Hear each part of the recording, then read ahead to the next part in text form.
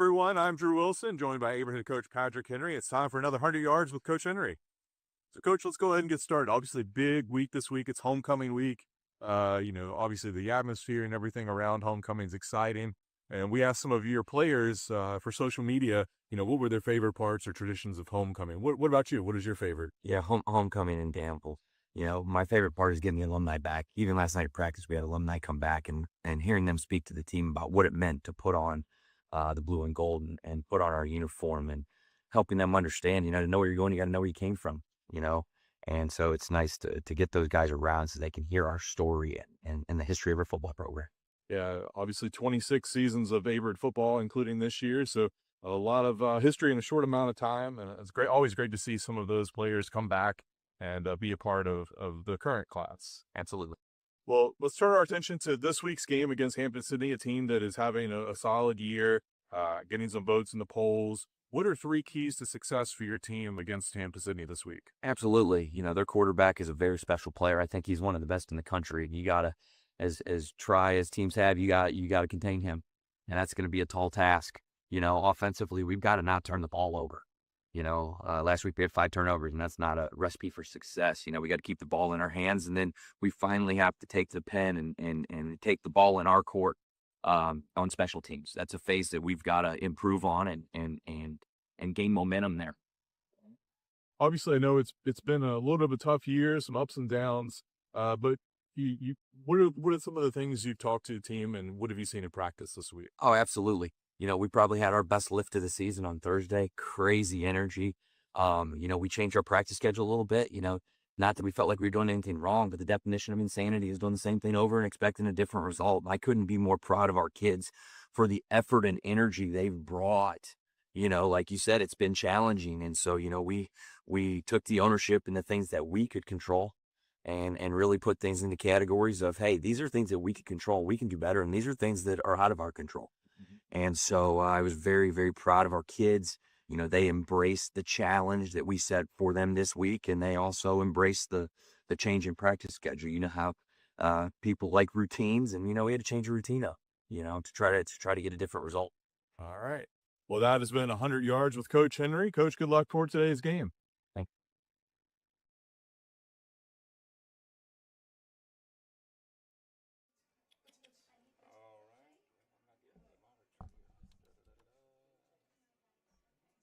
I'm on 3, that's why. Okay, it makes sense. Yeah, you're 2. All right, then. Oh, that's good monitor level. Good deal. Good deal. Yeah. Okay.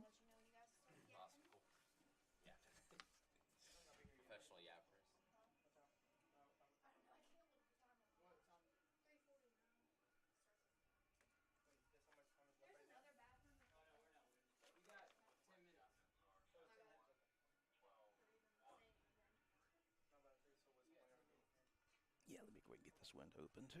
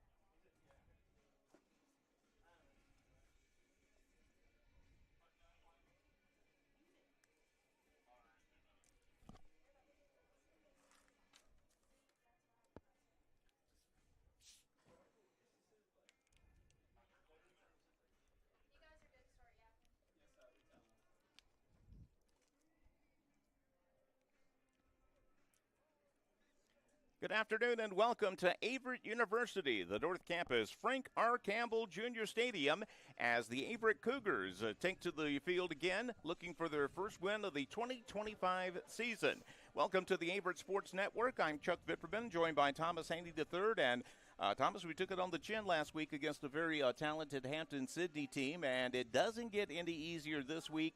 We've got Randolph-Macon here today, and for a team that's looking for its first win, that's not a recipe for success. It was going to be a tough game anyway, but when you're looking for win number one against a team that is quite accustomed to winning, it's going to be a tough out today. Yeah, this is going to be a big challenge for the Cougars today. Obviously, I mean, we're going to go over some stats and some players to watch. But the one that just jumps off the paper right here is Hampden-Sydney's averaging 44 points per game this year, and Averett's defense has given up 53 points per game. And so that doesn't look too promising for the Cougars. Obviously, we got the news before the game that Averett's starting quarterback, Ethan Ross, is going to be out, and so the backup will come in here.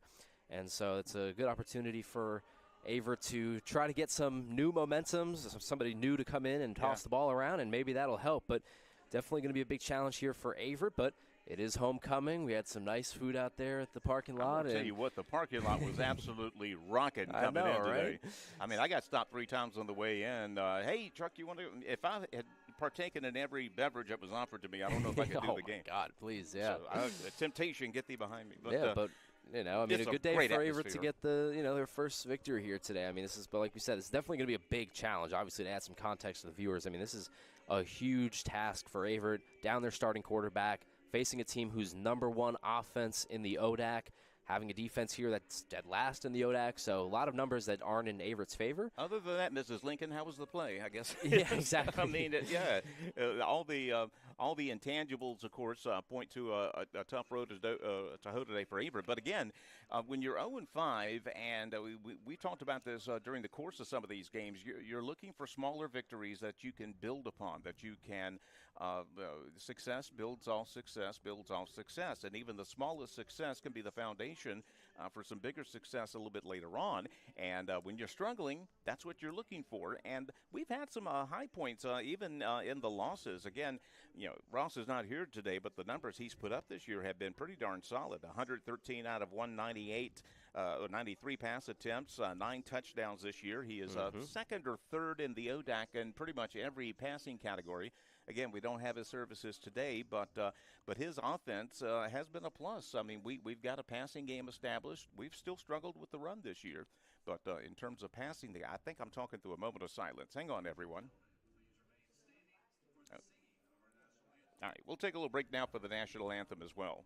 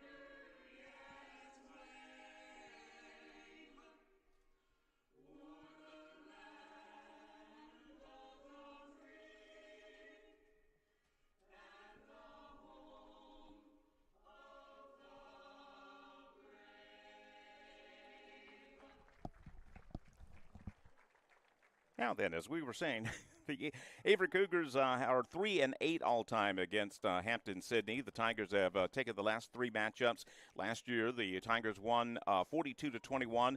Cougars are 2-3 against the Tigers in games played here in Danville. And, of course, we've been talking about Ethan Ross's big numbers this year. It's going to be a big blow not to have him in today, but Louis DiUlio is not a backup that has 0 experience. Matter of fact, I think he's got snaps in all 5 of the games this year, so it's not like we're throwing a neophyte out there today to take his first collegiate stats. And of course he's been the QB1 in practice most of the week too, with the Ross injury. So Louis DiUlio will be the quarterback today for the Cougars, and again he's seen action in all 5 games. Now Ross has been able to spread the wealth. The Cougars have 5 receivers who picked up more than 100 yards this year. Junior Caden Jackson has been a pleasant surprise this year. 22 catches, 257 yards. Both of those are team highs. And we knew all about Jamari Owens coming into the season. He has the most touchdown catches on the team with 3. And on the defensive side, again, it's been a struggle for Averett. No doubt about it. Had 77 put on the board last week. Again, that's a very good Randolph-Macon team. So you kind of get great on a curve there. Yeah. Probably the most pleasant surprise on defense has been sophomore defensive end Ivan Williams, one of only 7 players in the conference with multiple sacks this year. He has 2. And we've seen the Cougar defensive front at times be able to get pressure, but it's been uneven. Again, we'll have a good play than a bad play, and on defense, they all got to be good if you're going to get them to punt. Yeah, 100%. Ivan Williams has been the guy that I've been watching this year. I mean, he comes off the edge. He's an undersized defensive Very end. undersized, yeah. But he's just got a burst about him, and he's able to get off the line and get into the backfield. And so he's definitely somebody to watch. You mentioned the Averett receivers. We also got to take a look at the Hampden-Sydney receivers. We were talking about it before the game. They got one that's breaking the book, isn't Yes, Mason Cunningham this year. I mean, he's only got 19 catches, but he's averaging 22 yards per catch. He's got 430 yards. That's top 30 in Division III. He's also got 6 touchdowns this year. That's top 30 in Division III. And so he is just a big-time deep ball threat. You've got to watch over the top because they will take the top off with Cunningham. And then you've also got Manning Lasso as well, 15 catches for 240 yards. I love how you pointed out Jamari Owens, too, because he's a guy, a big red zone target. Like you said, 3 touchdowns this year on 14 of his catches. And so for DiUlio, you really got to look for Owens in the red zone. If he can get down there and try to look his way in the end zone and try to get him the ball. He's got good size. In addition to that, he's got that knack for operating in small spaces, which is what red zone pass offense is all about. Travis Kelce, probably one of the best you've seen at like playing in a phone booth. I mean, just being able to position his body in such a way where in cramped quarters, he's going to be the only one that has a snowball's chance of catching the ball. And Jamari Owens seems to have that knack about him. Yeah, you know what, Chuck, too? If you want to pull an upset like here today for Averett, you've got to be able to run the ball. And every upset starts with just the ground and pound. And so a lot on the shoulders of Gabby Soto here today. He has not had the season that he's wanted. He's only averaging under 2 yards a carry. He's been dealing with some injuries, too. Yeah. Dealing with injuries early in the season. But we know he's a big-time player, and we know that he's capable of carrying this offense. And so with your quarterback down, you got to lean on the running game. Deacon Nodine as well is somebody that they're going to try to involve in the passing game. And so, Gabby Soto this year, this is a big-time moment for him. Like we said, he has not had the year he's wanted. He's dealt with injuries, but he's still a big-time player on this offense, and he's got to get going if Averett wants to take the win. If you're Hampden-Sydney, again, your favored big time this afternoon. If you're them, then you don't want Averett to hang around any longer than is absolutely necessary. Because again, what happens, if you're down a touchdown or down 6 points going into half or something like that, you start believing. Yes. And the last thing you want an upset-minded team to do is start believing. But if Averett can get just a little bit of success here early on, again, that success builds on success, and just little things mean a lot. Yep. We'll start off with Michael Markulik, the freshman place kicker who's had a solid first season for the Cougars. He'll tee it up on his own 35-yard line. Back deep to receive, Joseph Gonzalez, number 6, and number 24, Philip Dubé from Glen Allen, Virginia. Lots of Virginians. Hampden-Sydney does a very good job of recruiting all the VHSL high schools. They do have a very strong recruiting base. Markulik ready to kick it off. The Cougars will be kicking from right to left across your video dial.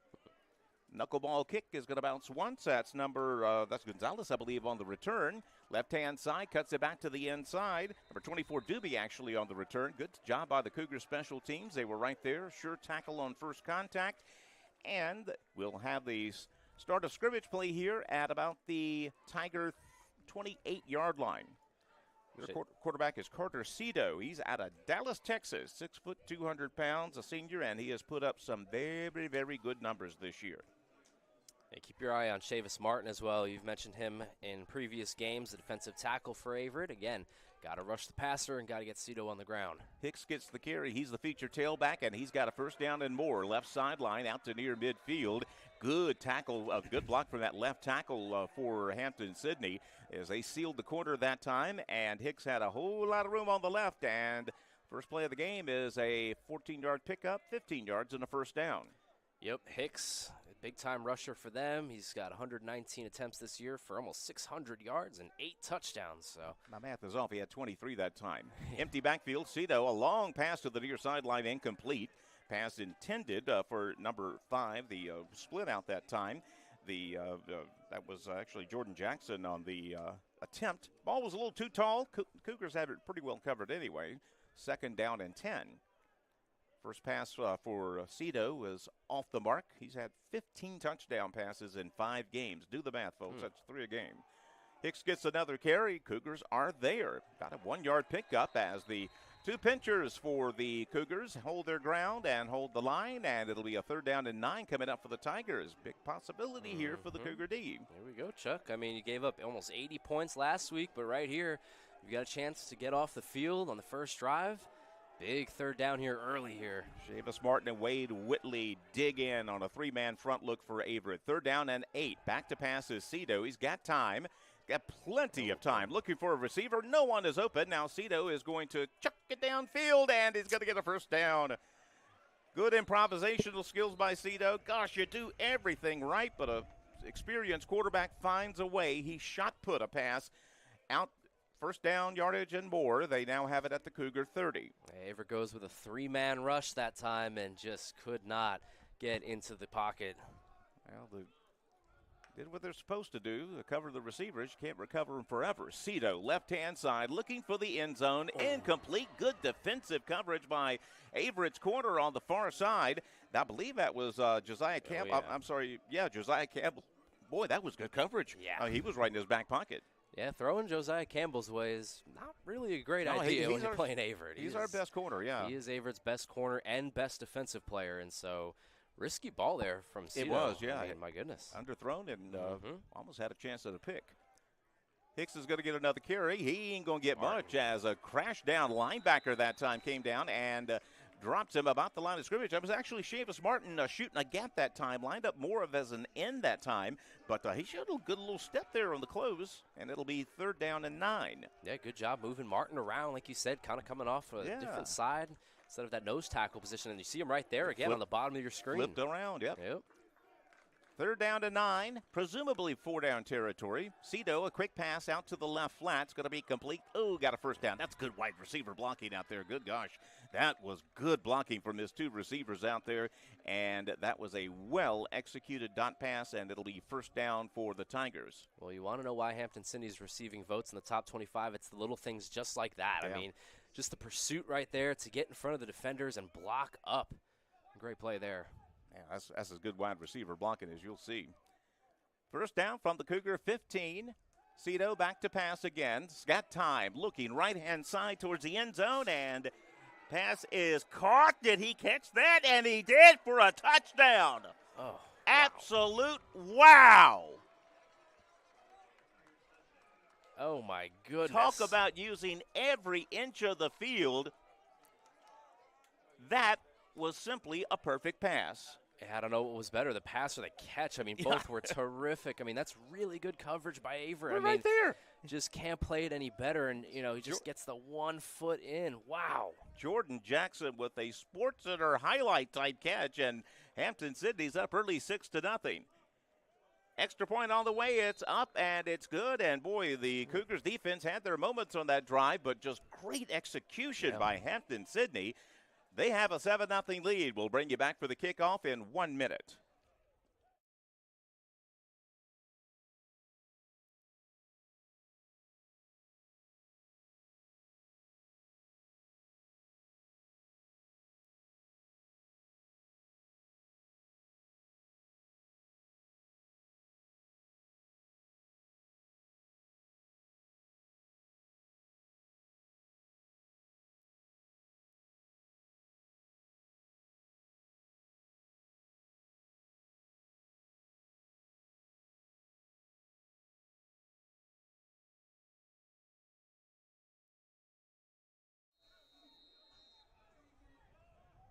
Couple of third down conversions and a picture-perfect touchdown pass and catch, and the Tigers have an early 7-0 lead over the Cougars. Fair catch call for on the kickoff. And don't worry, he's going to go into the end zone anyway. Josiah Campbell watches that one float away, and Cougars will take over from their own 25-yard line. Boy, that's just good execution there.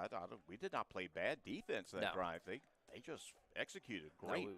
We've watched a lot of Averett defense this season, Chuck, and that was one of the best defensive drives I've seen them play. They were right there multiple times. I mean, a couple of 1-yard gains on rushes, and we set them up in 3rd and long, but they made great plays. Yeah, I mean, you just got to shake that off. Let's see what the play calling is here for the Cougars. Hampden-Sydney going with a heavy passing attack. I mentioned Soto. We'll see if Averett starts out with a run here.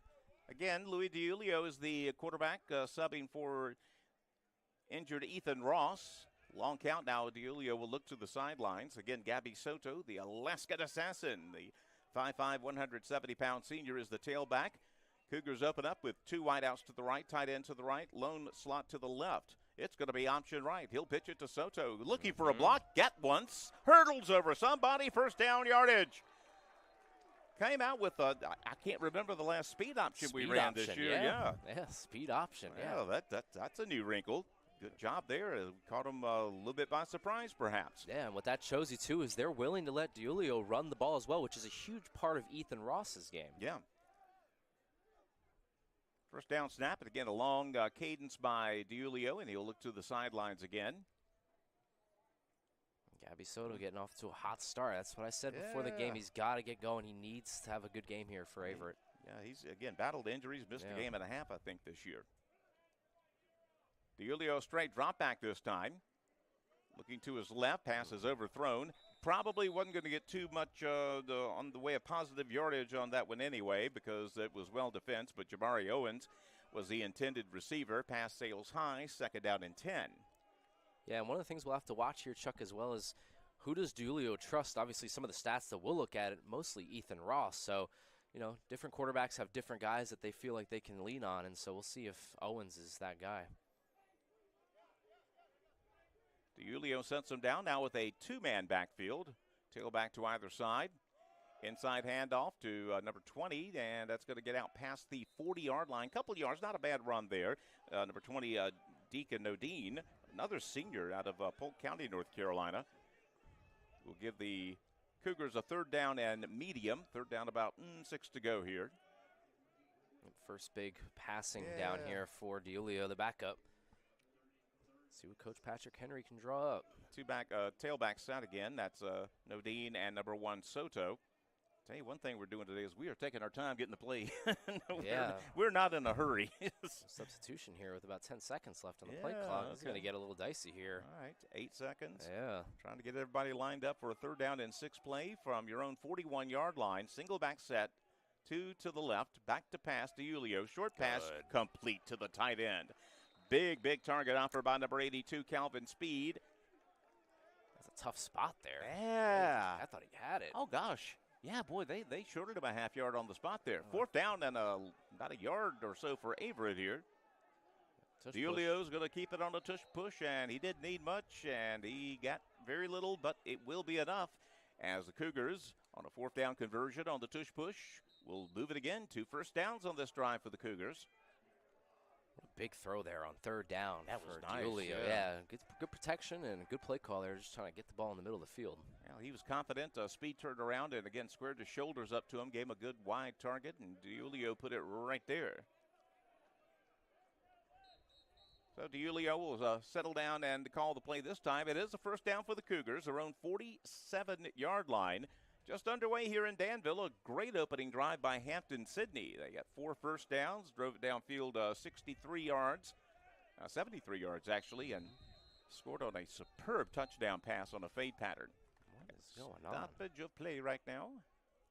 But a couple whistles in a row. I don't think somebody called a timeout. And referees getting together and talking about it. I'm really not quite sure what's going on. Yeah, there's checking post-game dinner reservations. I guess. I mean, you have a Texas Roadhouse down the road now. Yeah. Come on. You know, I haven't been there yet. Oh, you got to go. I've heard it's good. I was a little bit late with it. Those biscuits. Okay. All right. Good. Real good. Definitely going to make it there some point. I always say that. I mean, then I just go heat my bowl of Campbell's soup. Call it a day usually. Oh, man. So something is a disturbance in the force somewhere here, and the officials are trying to get that straight. It'll be 2nd down and 10 Cougars when they deem things are ready for play, and don't know what they did, but they like what they did. So I think we're about ready to get this 2nd down play underway. A little bit of a tough break here for the Averett offense. It was Yeah, you get kind of that get a mojo little bit going, of yeah. momentum going, and now we've just got this stoppage. But all right, here we go. And Julio was looking back at the official like, what? Okay. Are we ready? Are we good? Okay, cool. Still a lot of time on the play clock here. 2nd down and 10. We'll put a man in motion. Here come a jet sweep, and boy, there's a flag before the play was snapped, and Coach Henry was hot about something, and he gets a flag. He's gonna pick up a flag. Wow. He has an issue with some part of the head official here. Again, we have no idea what the discrepancy is about, and he is he's getting help from one of his assistants there to kind of keep him calm, but he wants an explanation about something here. Let me tell you something. I mean, I've been watching him a little bit on the sideline. He's been hot this whole drive, and I don't really know what started it, but that right there just set him off, and obviously they're going to pick up a flag, but he's been hot all drive. I mean, he's been on the field. Well, you got your 15 now. May as well get your money's worth here. Yeah, it's just like getting ejected in baseball. I mean, he's just scorching hot right now. Wow. Yeah, there's something the officials, and again, there was the delay. We have no idea what the delay was about, and then we started running the jet sweep, and they blew the play dead. Guessing they were looking at a motion penalty or something. We had no. Well, that's the thing is I didn't see a flag on the jet touch pass. I didn't either. Yeah. Did they just stop? I think that's probably why he's upset because I think they blew the whistle with no flag. Yeah. And it looked like a pretty well-designed play. I mean, I don't know what's going on. It was a little. What we call our Jimbo play at GW. It was basically a jet sweep, but it was a little pitch, so it would go as a pass. Let's see what we got here.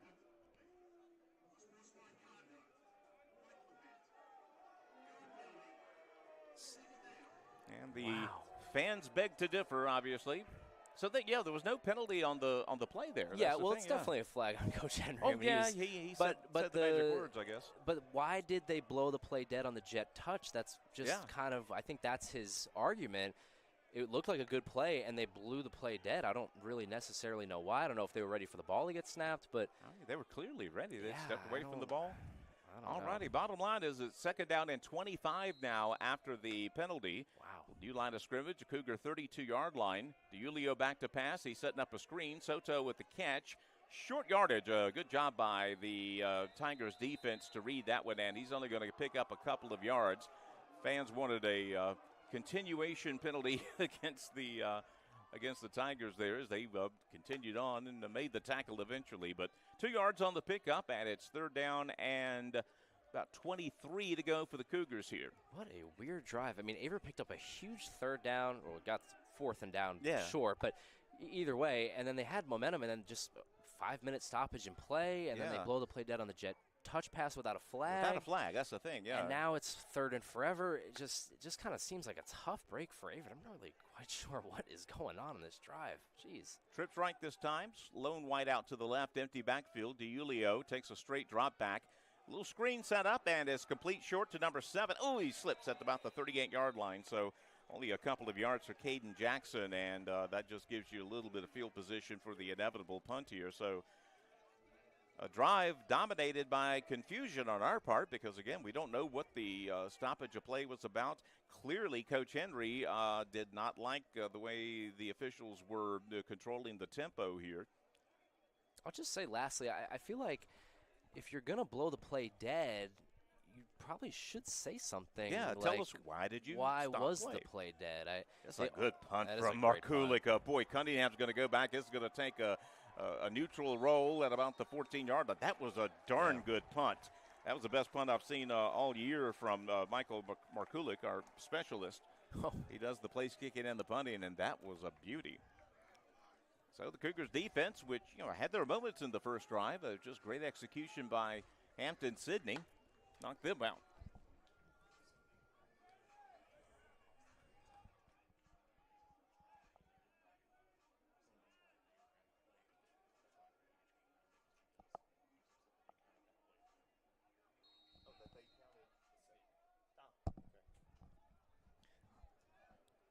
spot. Give you an update in a second. First down handoff to Hicks. Boy, he is a tough, rough runner, and he is very good when he's getting blocks like that. He's going to get about 12, 13 yards and a first down.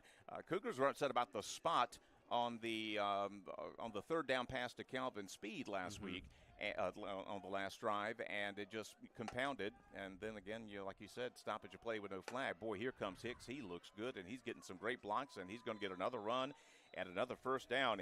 Hicks came in as their leading rusher, not by a little bit, too. He's on 547 yards in 5 games, 8 touchdowns. Do the math. That's pretty darn good.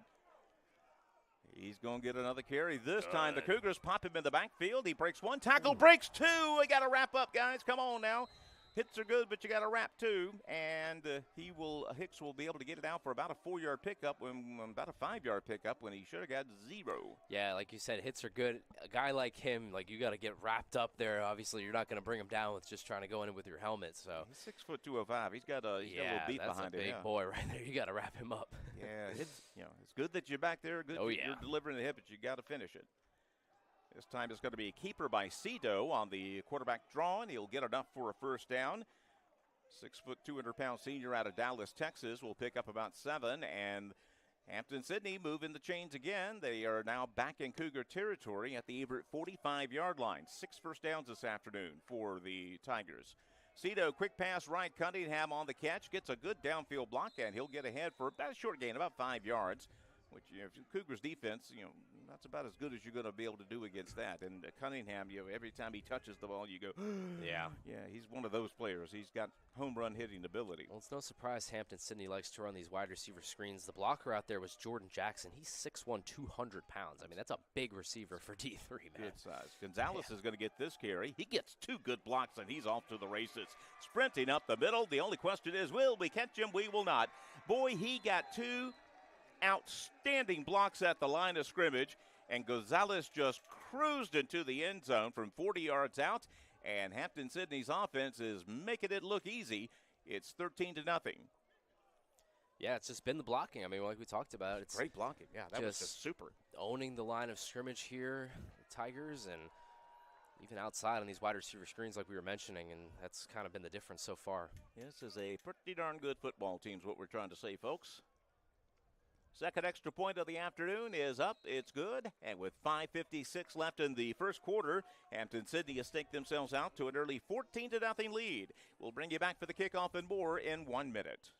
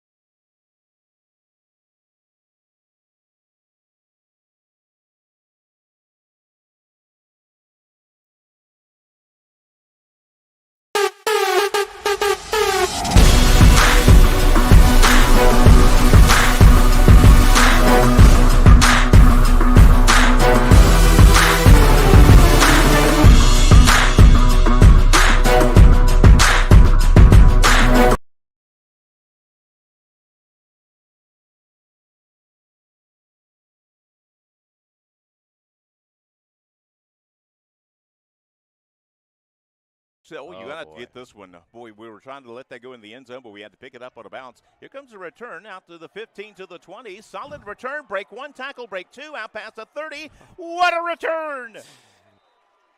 Oh, my gosh. That was a scramble drill by Jamari Lumpkins. He went, oh, shoot, I got to get the ball, and he did, and he got a heck of a return off. Maybe a little momentum there for the offense here.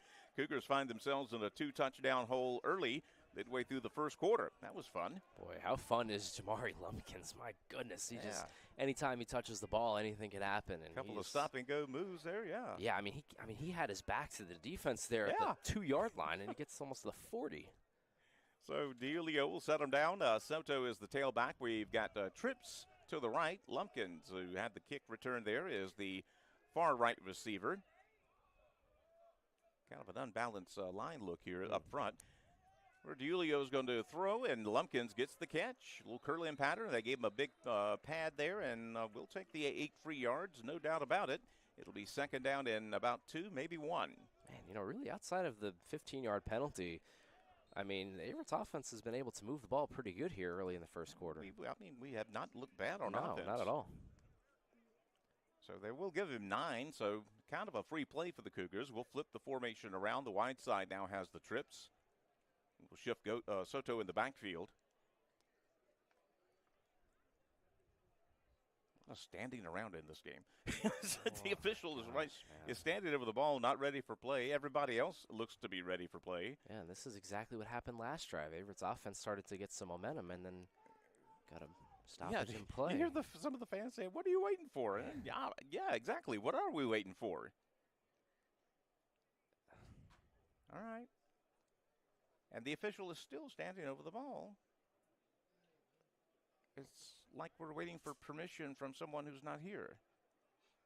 Everyone's looking around. This looks like a highway work crew. There was no substitution, right? I mean, no, nobody's swapped off the field. They're just standing over the ball for no reason right now that I can discern. I mean, we do a lot of games, Chuck. I just don't know what is going on. I mean, the Cougars are taking water now. What are we waiting for? Okay, on the far side. All right, there we go. I'm seeing now there's a chain issue. Okay, there we go. Did not see it. Man. All right, there we go. What are we doing here? All right, at least that's an unfortunate break for Averett again, but obviously at least we kind of see what's going on. There's a reason for it. Yeah.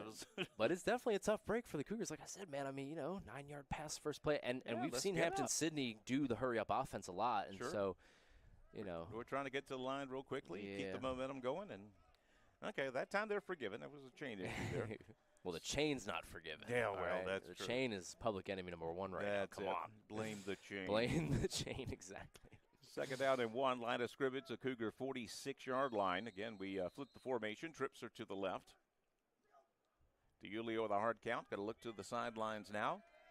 Again, DiUlio making his first start. Ethan Ross, the Cougars' starting quarterback, who's put up some solid numbers this year, out with injury this week.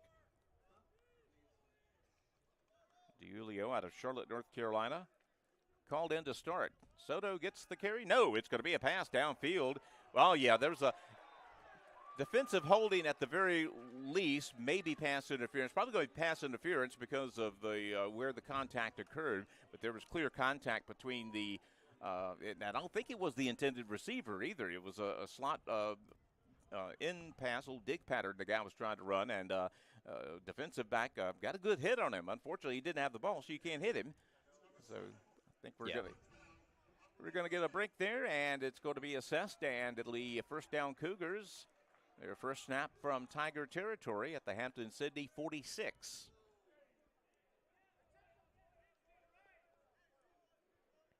Cougars will shuttle in a couple of new receivers here. Looks like we're going with a 31 set here. Tight end number 80, Danye Coleman out of Charlotte, will be getting his first offensive snaps. And 10 seconds. Yeah, can we say they get the play with about 10 seconds left, and hope there's no motion on this play. 4 seconds to snap. DiUlio sets him down. Straight drop back. No, he's going to roll right-hand side, and DiUlio's got room. Will he be able to take advantage? No, that's good speed. Darn good speed there from the outside backer, I believe. Number 8, Robert Clark, did a good job running DiUlio down. DiUlio against most linebackers is going to have that advantage, and he's going to be able to turn the quarter. But, man, Clark was step for step with him, and really no gain on the play. It'll be second and 10. Yeah, Clark 6'1", 210. Man, and he ran our speedy quarterback down. That was good. Yeah, any other mortal linebacker were able to turn the quarter and get upfield for some decent yards. So it'll be second down and 10. Same personnel for the Cougars as Coleman slips to the left. Soto gets the handoff, gets one good block from the tight end, and he'll get a hit for a decent gain of about 3 yards and some change. And it'll give the Cougars a third down and 7. One of the players fell down as they were separating, and he was going for the Oscar. I'm ready for my close-up, Mr. DeMille. that was about a B-minus effort there. Come on, buddy. You can do better than that. Well, if you're calling plays here, Chuck, I mean, do you feel like this is 4-down territory? You're down 2 touchdowns. You're on the other side of the field. You're 0-7. Yeah, I mean. Yeah, you're 0-5. You got to probably think you've got 2 plays here to pick up the 7 yards. Yeah. You don't have to go past the sticks. Provided there's no loss here of yardage. But, yeah. Let's see how they play this. Soto's in motion, empty backfield. DiUlio is in trouble, and he rolls to the right. Got a little room. See, and Clark will come up and pop him. Boy, that guy has got the quarterback's number today. Clark came up and from his backer position. That is some good speed, man. That's not the kind of speed you see from a D3 linebacker. Man, that was quick, and he holds DiUlio to a short gain. It'll be 4th down, about maybe 5 or so. It's the speed, but it's also the IQ to know that's when you got to go. I mean, he's still a quarterback with the ball in his hands, so he could throw it. He could throw it, yeah. But he knew right immediately, I've got to go get the quarterback right now. And great closing speed. Goodness gracious. Here we go, 4th down and 5 from the Tiger 41-yard line. Cougars will run trips lefts. Nodine is in the backfield. DiUlio, the quarterback. And a motion flag, and we had 0. And oh, man, now you got a punt, I think. 4th and 10. Ew. I got the timeout on. Oh, did we get the time? Okay. So it'll be a timeout. We'll go ahead and keep it here for a second as the Cougars got their bearings here. Looked like they were trying to motion into a doubles formation that time, and just ran out of time. And one of the alert coaches on the sideline said, we don't need the 5 yards. Let's go ahead and call the timeout right now. It's a 14-0 game. The Hampden-Sydney Tigers have been flawless on offense so far this afternoon. They picked up 83 yards rushing, 51 in the air. So already in the first quarter, 134 yards of offense, 8 first downs. And, again, the Cougars defense has had their moments. Yeah. But in terms of just the very rudiments of blocking, whether it's their offensive line or their wide receivers, man, these guys hold their blocks. Yes, 100%. And this play right here is a massive play because where we are in the field right now for the Cougars, the way Hampden-Sydney's been moving the ball, if you can't pick this up, it might be 21-0 real quick here in the first quarter, and that is tough to overcome. Yeah, we're going to have a hard time getting stops today. Yeah, but if you pick up a first down here, you get the ball at halftime, maybe you score a touchdown, you're back in it. So this is a huge play just for the whole game right now. And another stoppage of play. It's the officials will confer again. Let's see. They're communicating something to the Hampden-Sydney coach. You hear some of the faithful here in Danville objecting to the stoppage of play. I love it. Homecoming, baby. Come on, nothing like it. 4th down and 5. Big play for the Cougars here. DiUlio has Nodine in the backfield, 2 wideouts to the left, tight end, and a single wideout to the right. He'll shift Nodine in the backfield.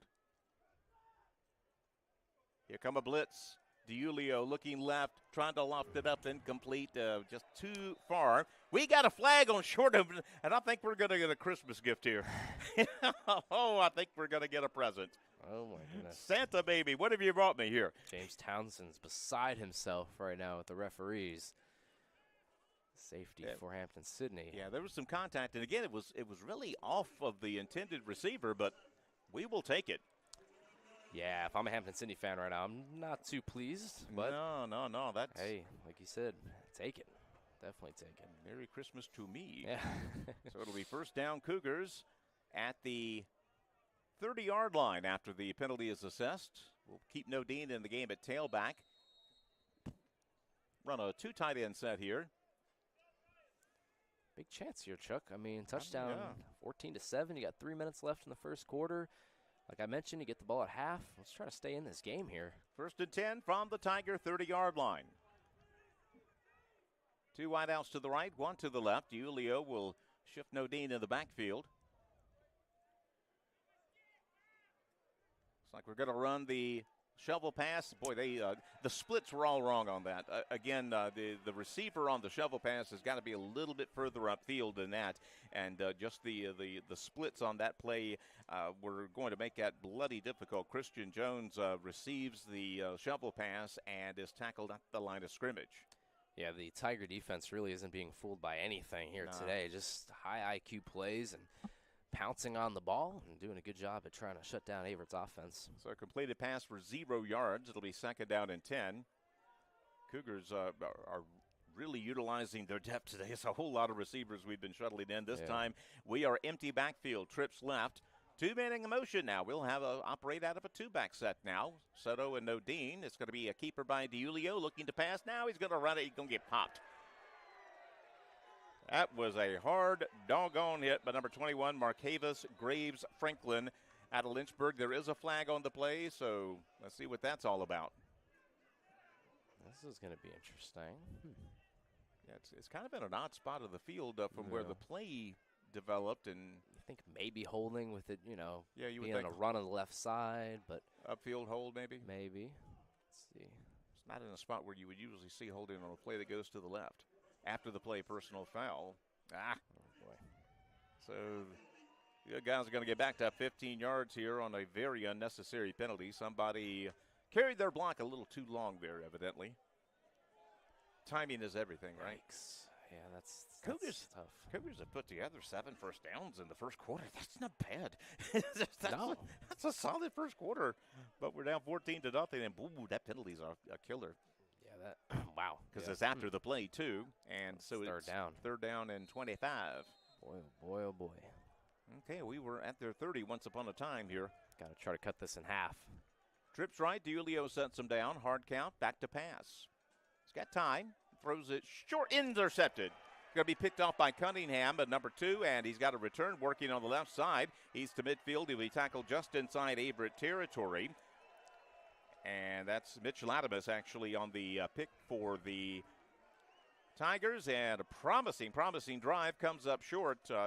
Trying to get a little greedy there. Looked like we might have had a receiver 7 yards upfield that was fairly open, but he was trying to get the one about 15 yards upfield.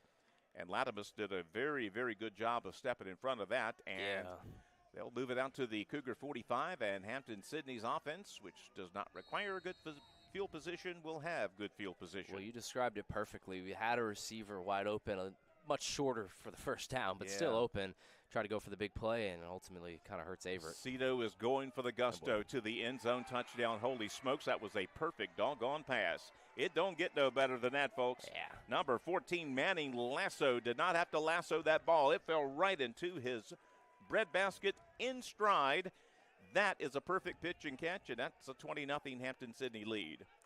Ted Lasso might be proud of that. Yeah, that was just Manning good. Lasso, man, 6'4", 215 out of Raleigh. Man, that's good size, buddy. Yeah, for speed, too. I mean, he's running down the field at 6'4". I mean, goodness. Yeah, they went for the jugular, and boy, what a perfect pass from Carter Cito. Man, just like that. I mean, we're talking about it maybe being, oh, my goodness. Oh, it's going to be a keeper and a two-point conversion muddle huddle play that is successful for Hampden-Sydney. When it rains, it pours. 22-0. Tigers over the Cougars. We'll bring you back for more in 1 minute.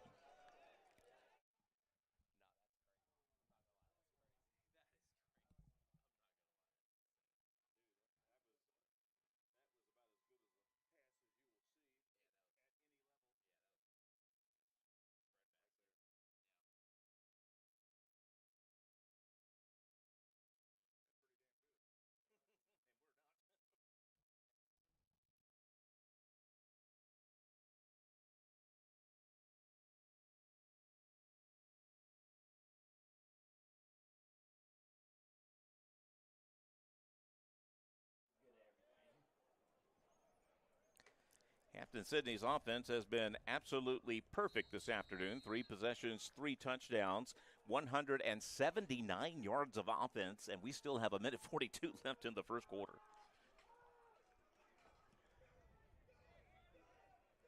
Averett calls for a fair catch on the kickoff, and the catch will be made at the 4. That'll move it out to the 25-yard line, and you so close. I mean, so close to having this be a competitive game or at least something within shouting distance, but turnover and another picture-perfect pass, and once again, we're staring at a 3-touchdown deficit, and we're still in the first quarter. Well, this is the thing is when you watch the games, it feels so much closer than what it is. Yeah, it is. Averett, last 2 drives, they got past the 50-yard line. One of them ended really with a 15-yard penalty on Coach Patrick Henry. And then the other one, 15-yard penalty, backs you up into a 3rd and long, and then you throw an interception. So 2 15-yard penalties really derailed both of Averett's drives that got past the 50-yard line. Brock Hoffman now the quarterback. His first pass is going to be to the right. A short completion to tight end Coleman. Will get upfield for just a couple of yards. Brock Hoffman, sophomore out of Deep Creek High School. 6'1", 170-pounder. Again, the starter Ethan Ross is out today. DiUlio has quarterbacked the entire game up to this point. Now Brock Hoffman is going to get a chance. Yeah, and you mentioned a stat, too. I mean, if you told me before the game Averett would have 7 first downs in the first quarter, I'd be like, well, wow, That's stunning. But it's just, like we said, I mean, it's just been the penalties and the mistakes on the turnovers, and that'll really kind of do you in. Nodine gets the carry. He breaks a tackle in the backfield. He's got first down yardage to the 31 to 36-yard line. Boy, that was a good stutter step. He had 2 guys on him dead to rights of the backfield. Stop and go move. Just let them slide on by. Had a great run from Nodine. Cougars have first down number 8 in the first quarter. So we'll set it up. First and 10, their own 36-yard line. Long count from Hoffman. And now he'll look to the sidelines. 38 seconds and counting here in the first quarter. If it's a running play, might be the last play of this frame. Still got 11 on the play clock, so plenty of time here. Press coverage. Yep, they're right up on him. Keeper, no, a good run by Nodine, and a flag late coming in. It's going to be I don't know if it's going to be a hold or what here. Clark, the linebacker, gets up trying to make his case. So it might be a defensive penalty here. We shall see. No, it's going to be an offensive holding, and it was. You hate that not only just for the obvious reasons, but because it was off from the play. It was on the right offensive side, and the play went left. And if you don't hold there, it's probably not going to make a difference. But you don't know that at the time. And that stops the clock. So Averett. Yeah, we'll be looking at a first down in about 20 or so here. It might even be more than 20 if they're going to. They're going to say it occurred on the interior line, so it'll be exactly a 10-yard penalty. First and 20 now for the Cougars.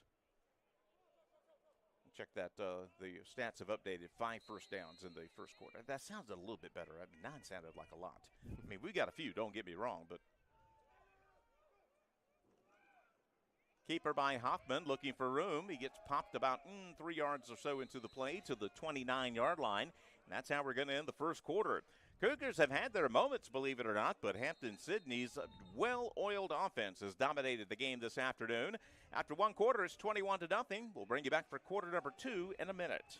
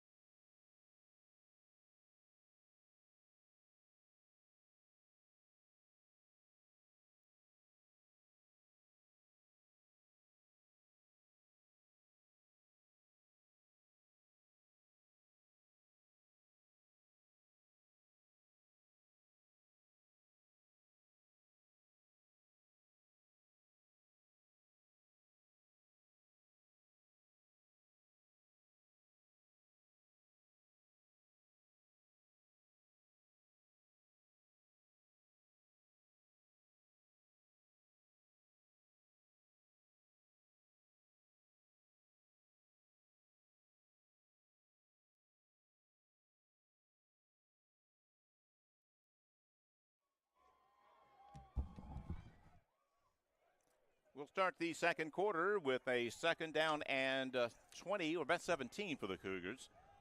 Soto will get the handoff. Not a lot of room. He tried to reverse his fielding, come back across, and somebody tripped him up. So he's going to maybe get back to the line of scrimmage. Regardless, it's going to be third down and very, very hard to do for the Cougars. Third down about 18 from where they're spotting him. Yeah, this is one of where I'm playing college football 26. I'm running 4 verticals, and I'm just throwing it deep, seeing if I can hit something over the top. Because you don't have to worry about getting fired. True, exactly. If it doesn't work. I did get fired in one of my dynasties. They fire you? That was a low point for me. Oh, my gosh.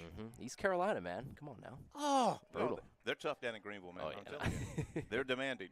Exactly. Third down and very long. Hoffman tries the screen pass. It is complete. 1 missed tackle. Good job.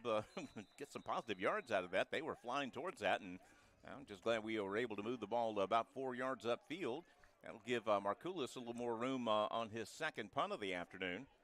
Cougars got, again, 5 first downs in the first quarter, 55 total yards of offense. Felt like a little more, but again, the penalties just killed us in the first quarter. Yeah, it was really the penalties on those Yeah. 2 drives like we talk about. You get past the 50-yard line, it's promising. Both of them, really, those 15-yard penalties are brutal. I mean, Markulis' second punt, not as good, but it's high, and it's going to be hard to return. It takes an Averett bounce and There you another good go. Averett bounce. And wish I could get the ball to ride up on the green like that. Exactly. Oh, man, that is the 17-yard line. That one had some good legs to it. oh, man, Markulik's got that way of just getting that end over end and just It is. I mean, rolling. there is an art to that. I Yeah. watched the film of Ray Guy, and his foot positioning was, every time. So that way, even if you don't get a good leg into it, it's rolling that way. Yeah, that's what he does. It's a lot of the times it's not very long, but it's just got a knack for hitting at the right time and just rolling. And the Hampden-Sydney players are just letting it roll. Yeah. Well, you can afford to be a little cautious there, up 21-0. Of course, yeah. And of course, their offense field position has not been a consideration today. 3 possessions, 3 touchdowns. Hicks in the backfield. Hicks is going to get the carry. He goes to the right-hand side, and he has got an escort.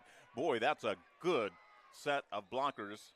And he just followed the beef, and he's got 14 yards in the first down. They now have 9 rushes for almost 100 yards. Oh, wow, that's a lot. Jeez. Yeah, that's a bunch. They're pretty darn good is what we're trying to say, folks. So first down at their own 37-yard line. Same formation. Give it to Hicks again. Why not? Because they're going to get blocks like that. He gets a good head of steam ahead for about 8 yards. That's actually one of their shorter runs of the afternoon. I mean, their line is just Yeah. What can I say? You can I mean, drive a truck through it. Yeah, I mean, those my are easy goodness. holes. Yeah, I mean, Hicks is obviously a very talented football player, of course, not trying to discredit him, but yeah, I mean, you can drive a semi through that. He's nothing. These holes are Yeah, great. exactly. He's man almighty. Speaking like a true offensive lineman right there. Come on. Second down and 2. Back to pass this time is Cito. He's got time. He throws it right-hand side complete. Boy, this kid is absolutely on fire. 6 of 8 passing. Now for about 115 yards after that reception. And Hampden-Sydney is just cutting through the Cougar defense today. Yeah, we've seen some really good quarterback play. We saw Southern Virginia's Watson really light it up earlier in the season. But, yeah, Cito right now is just on point. He's getting good protection. He's going through his progressions. Yeah. Just doing a really good job here today. It helps that we haven't laid a finger on him. Yeah. That offensive line makes it happen, buddy. I'll put a fullback, or actually a tight end, in motion this time. Hicks is going to get another carry, looking for room this time. That's Gonzalez, actually, number 6 on the carry. Stiff arm somebody at the 25. Boy, that's good hard running. Even when the blocks aren't necessarily there, they get 9 or 10 yards. Yep, they get 10. They'll give them a first down, and whoo-wee. Dude, they are piling up some yards, 120 yards rushing now. Yeah, I mean, you got to give this offensive line a lot of credit.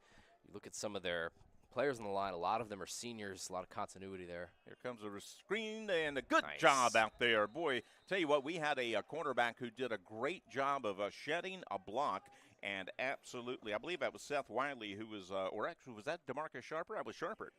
Did a great job of shedding the block and coming in, and that's a 4-yard loss. That's good defensive play. They tried that little isolation screen to the right there, but Cougars were there. Second down and 14 now. 2 wides to the right, 1 to the left. Fake the handoff. Cito back to pass. Got all kinds of time. Now he will chuck it and run, get what he can. No one was open, and he gets a solid gain out to about the 16-yard line. Pretty good fail-safe there. Quarterback says, okay, I'll get what I can. What he got was 9 yards, and so it's a third down and reasonable, about 3rd and 5. Yeah, and that's another good sign of good quarterback play. You're able to just go through your progressions and say, all right, I'm not going to force the ball anywhere. I'm just going to take my yards and make this a much more manageable third down. They'll shift in a little personnel. Gonzalez is the tailback out of the set, but Carter Cito is the quarterback that directs this powerful offense. Stacked twin receivers to the left. Now they'll run a trip. Cito looking left. Got time once again. Now it begins to run out. He'll shuttle out of the pocket and get what he can, and he'll get knocked out of bounds. Shy of a first down. And if you're Hampden-Sydney, it's 4th and what, about 3 maybe? Nice play there from Ivan Williams. He couldn't get Cito, but he was able to force him out and kind of rush his clock a little bit there. Yeah, he had time. He had time enough at first, but he had a reasonable amount of time. But good coverage downfield by the Cougar secondary, and Cito tried to roll out, get what he can, but Williams showed good closing speed. They're going to go for it. 4th down and 3 from about the 15-yard line. This will be a nice stop here, Chuck. Well, it would be very nice. Cito trying to draw him off sides. Now looks to the sidelines, and now flip it up in the backfield. And here we go. 4th down and 3. Cito hands off to Gonzalez, looking for room left-hand side. He's got it. Boy, good secondary effort there from number 6, and they'll get a big 4th down conversion, and it'll be 1st and goal at the 4. Stoppage of play for an injury, perhaps. Boy, Gonzalez runs a lot more than just the 5'11", 185 he's listed at. Yeah, that was a good hard run right there. Yeah. They had an injury timeout, and I don't think they're going to let him take a full timeout here. As Hampden-Sydney went towards the sidelines, and no, this is brief injury timeout. Come on, guys, you got a touchdown to try to score here. Yeah. Ball's right in the middle of the field. It is at the Cougar 4-yard line. 1st down and goal. Hicks is back in the game at tailback. Cito sets him down. Hicks gets the carry, got one good block, and he goes off tackle for a touchdown. Boy, these guys are, that front 5 of theirs is a machine, a well-oiled machine, and the flag comes in late. Somebody had something to say about someone's you-know-what, and the official said, that's a dirty word. You can't say that around here. Somebody said it, don't know who, but it. Touchdown, of course, will stand. We won't speculate on the words. Nah, I'm sure it probably was not too nice. It was not well done. No. We'll see. This could also, I mean, if it's against Averett, maybe they'd go for 2, but could also be enforced on the kickoff. Went for 2 last time on a little yeah, that was wild. short snap muddle huddle there. Hadn't seen that in a while.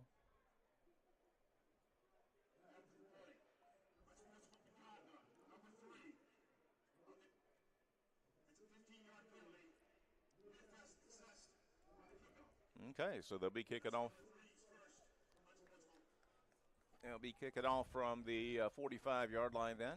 Actually, from the 50. It's a 15-yard penalty. Anyway, it's a touchdown. 28-0 pending the conversion. Number 86, Davis Dudley, freshman, 6'7", 160, tall, skinny fella. It's up, it's good, and so far Hampden-Sydney is having their way. It's a 29-0 game in the second period. We'll bring you back for more football in 1 minute.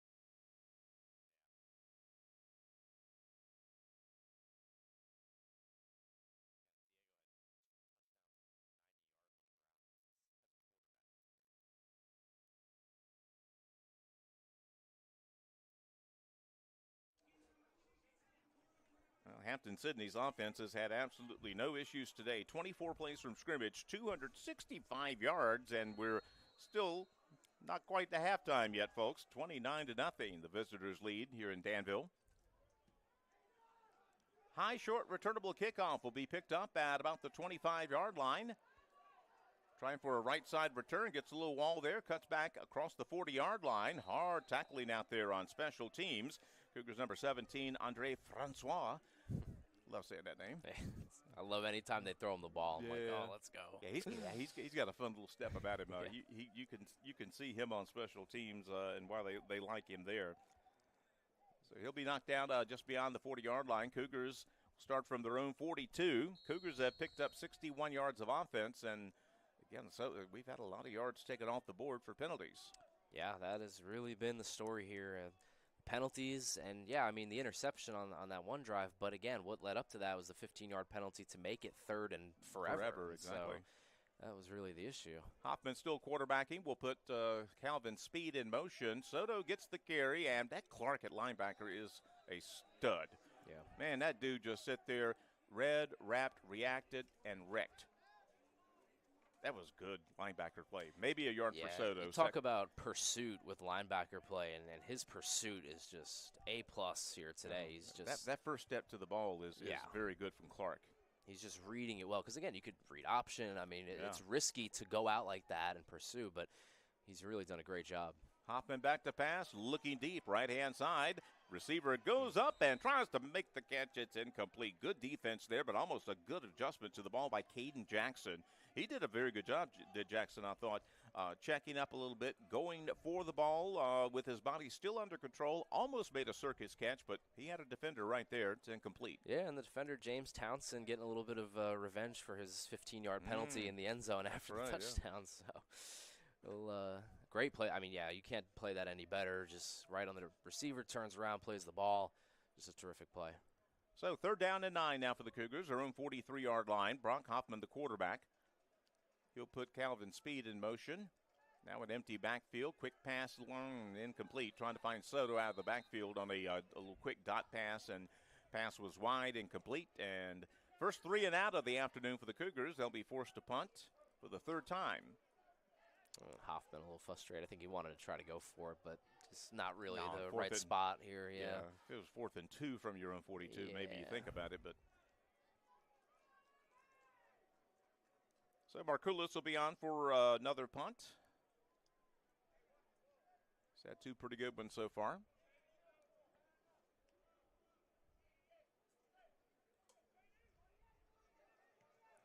So we had a pretty decent one here. It's going to be a little flying saucer look that takes a neutral roll this time. He didn't get the little backspin on it like he likes to do. It'll be inside the 30-yard line, and here comes that Hampden-Sydney offense, which has just been a juggernaut this afternoon. Again, 24 plays from scrimmage, 265 yards already. Yeah, and I think you don't really overcomplicate it right now. I mean, you look at Terry Hicks and Joseph Gonzalez, and when you're able to pick up 5, 6, 7 yards per carry. I think has been gashing our defense, Yeah, I mean, I think it's just kind of keep the simple approach here and just keep pounding, ground and pound the ball. If I had this offensive line, I wouldn't do much else. I mean, these guys have been money today. And Gonzalez is in the backfield now. Cito with the hard count. He'll hand it off. Actually, it's a 3rd tailback. Number 23 gets it, and it's the same doggone result because he's got great blocking. Man, center and the right guard collapsed that time and just mashed a hole wide open. For the 3rd string tailback. Again, we assume he's 3rd string. Number 23, Brian. Actually, it's number 23, Will Foley, out of Virginia Beach. He's the 3rd running back we've seen this afternoon. Yeah, I mean, you got to give the big boys up front some love, man. Oh, man, yeah. Just kind of.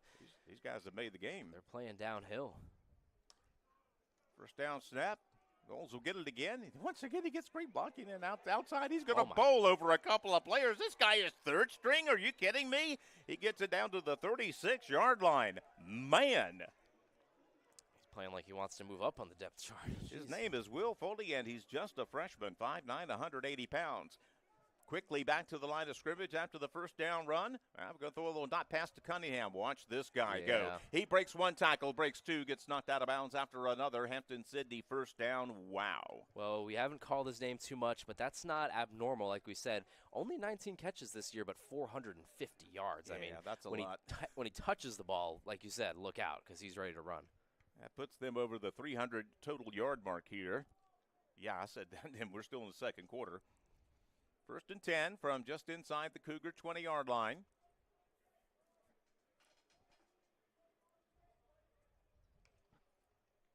Cito will give it to Hicks once again. Good stutter step and a good tackle. That's actually Gonzalez on the pickup there, or on the carry.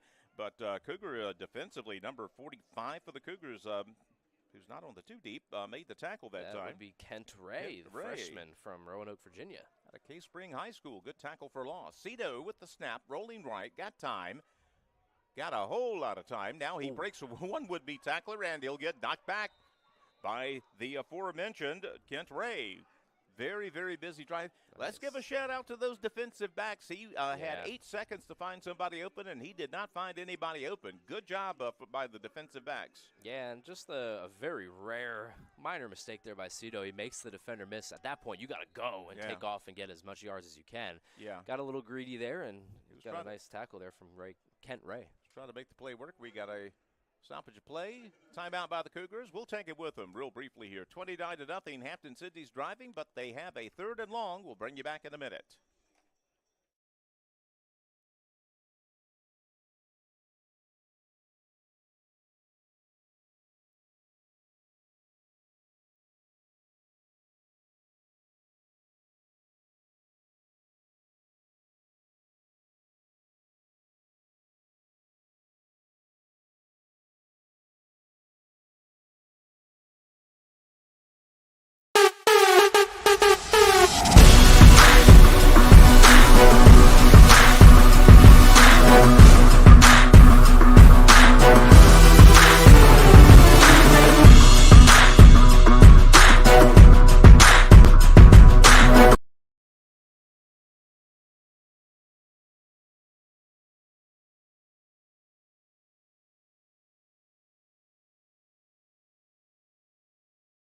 Ready for play?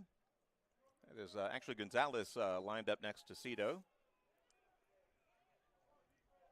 2 wides to the left, 1 to the right, and I mean they are wide. They have pretty much encompassed the entire width of the field. Gonzalez goes in motion. Cito back to pass. He's got time, 4-man rush. Cougars eventually flush him out of the pocket. Yeah, we got a hold there. Catch by Cunningham, but this is coming back. Good job, Bob. I believe that was number 91, or actually number 94, Capel, who induced the hold that time by breaking contain and getting to the outside. And because it occurred behind the line of scrimmage, it'll functionally be about a 15-yard penalty. So it'll set them up 3rd down and 20-plus to go here. So good job there. Again, if you create a hold by a superior defensive move, that's a plus play. It's as good as a sack. Try to get that penalty. Nice job. 3rd and very long here. About 20 to go. They need to get to the 10. They're right at the 30. Sure, they'd be fine settling for a field goal, too. Sure, they're 29-0. Cito back to pass. Pocket holds. He's got all kinds of times. He throws it to Cunningham. He's got the catch at the 5-yard line, and he is going to get a block and get in for a touchdown. That is Mr. Excitement Cunningham. That is his 7th touchdown of the year. He does a cute little victory dance, but, hey, he earned it there. Man, we gave him just too much time there, and Cunningham found the seam. He's a good one, a senior out of Arlington, Virginia, and Hampden-Sydney's perfect afternoon on offense remains perfect. Yeah, that's one of those plays where you only do that if you have plus speed. I mean, Yeah. you catch the ball there. Normally, you think just go forward, Go try to forward, pick yeah. up more yards. No, he could He make went it special. backwards He about did. 5 yards and just cut through. I mean, Only Barry Sanders can get away with yeah, that. you just don't see plays like that. 99% of the time, the receiver's going to catch the ball and just try to move the ball forward. Which is what you're coached to do. Yeah, exactly, but he's able to go all the way around. I mean, that was nuts. That kid is special is what we're saying. Oh, my gosh. 36-0. Hampden-Sydney. We'll bring you back for the kickoff in 1 minute.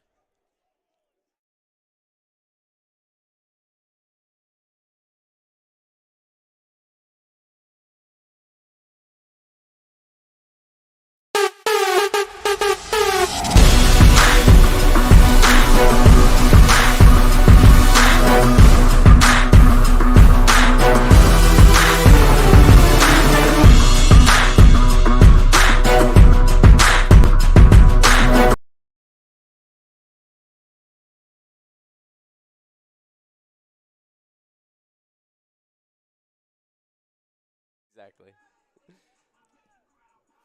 36-0. Hampden-Sydney. Kickoff picked up at the 1 on a fair catch by Josiah Campbell.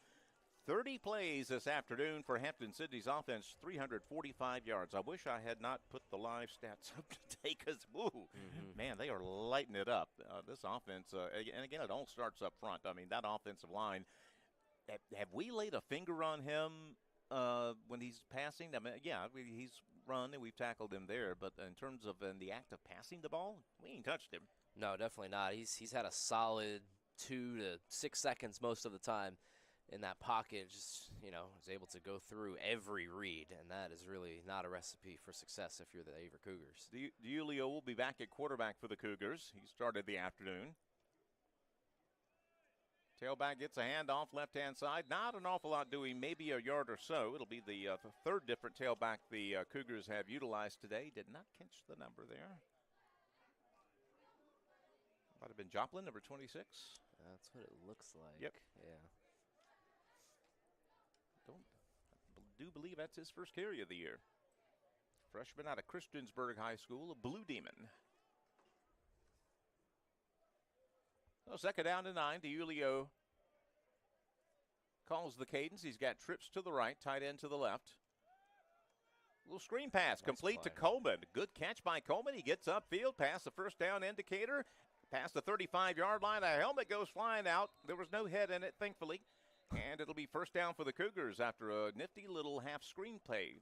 Coleman with the catch. Yeah, that was a good play design there, and DiUlio fooled the defense by rolling all the way out and then flipping it right back the other side. Nice play. Yeah, Coleman had the sky to catch it, but he brought it in and had the fortitude to get upfield and get a first down for the Cougars. Their sixth of the afternoon. Hampden-Sydney has been held to 17 first downs. Sorry, their numbers are just sick. So first and 10 for the Cougars, their own 39-yard line. Oh, tailback is going to get swarmed under big time. That Joplin, ugh. As soon as he got the football, he saw a whole lot of white jerseys around him, and they did what they're supposed to do, dropped him at the line of scrimmage. It'll be second down and 10. Just not too much room there. Hampden-Sydney's front doing a good job. Yeah, I can't. Because he's got his uniform rolled up, I can't tell if that's 25 or 26 or 36. If it's Jeremiah Potter, my apologies. It is Potter, 36. Okay. Yeah, because his back jersey is not tucked in. Second down and 10.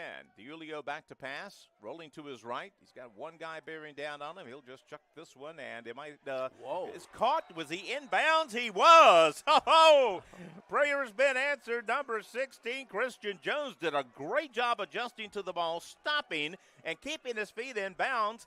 And the semi-Hail Mary is answered. It'll be Cougars at the Hampden-Sydney 28-yard line, quickly back up to the line of scrimmage.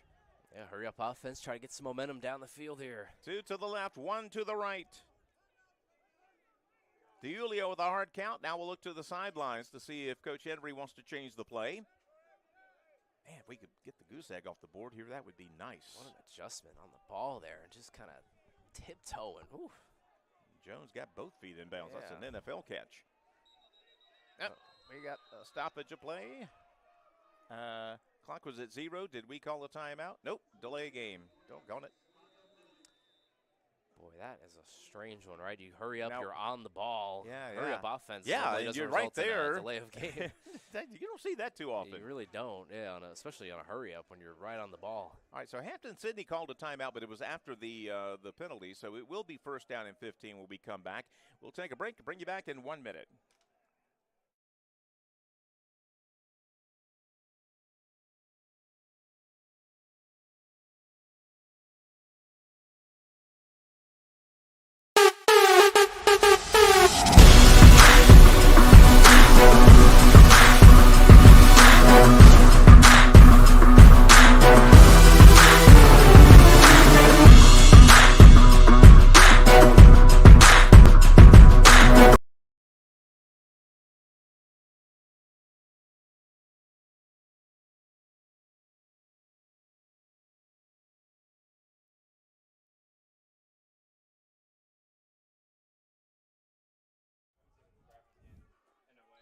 Cougars have the ball, first and 15 from the Tigers' 33 after the delay of game penalty. Potter still in the backfield.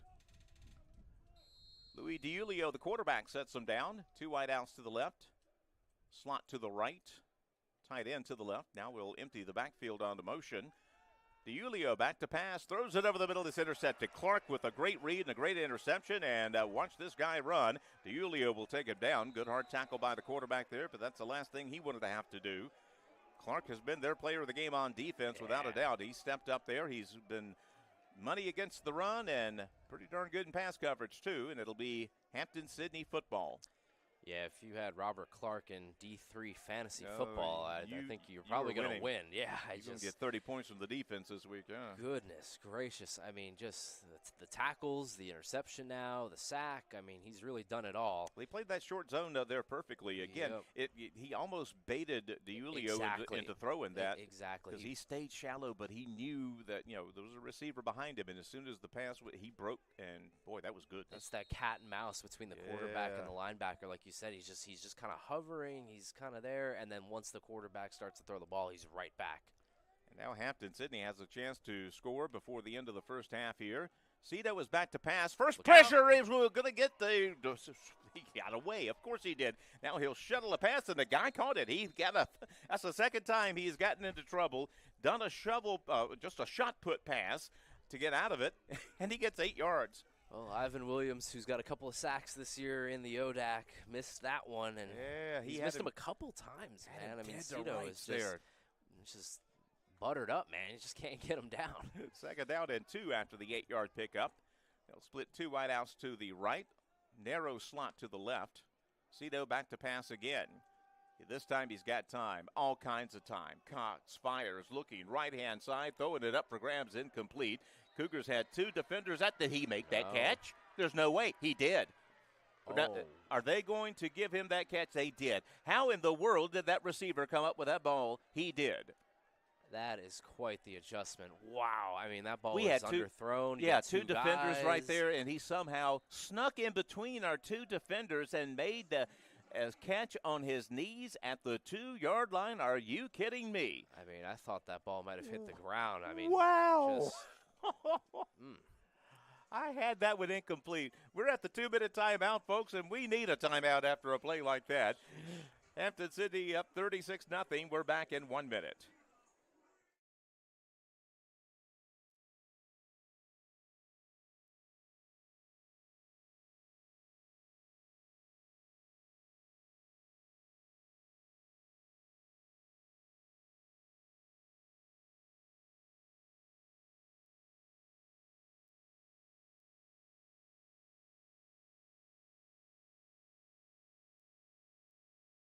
Is inclusive, encompassing, inspiring. Averett University provides all you need for a future you deserve through learning that embraces all of your infinite potential with flexible online and on-campus programs like our newest programs in entrepreneurship and psychology, with more coming soon, with affordable tuition and 24/7 support. It all leads to you becoming a catalyst for positive change. Visit allaverett.com. Averett University. Are you all in?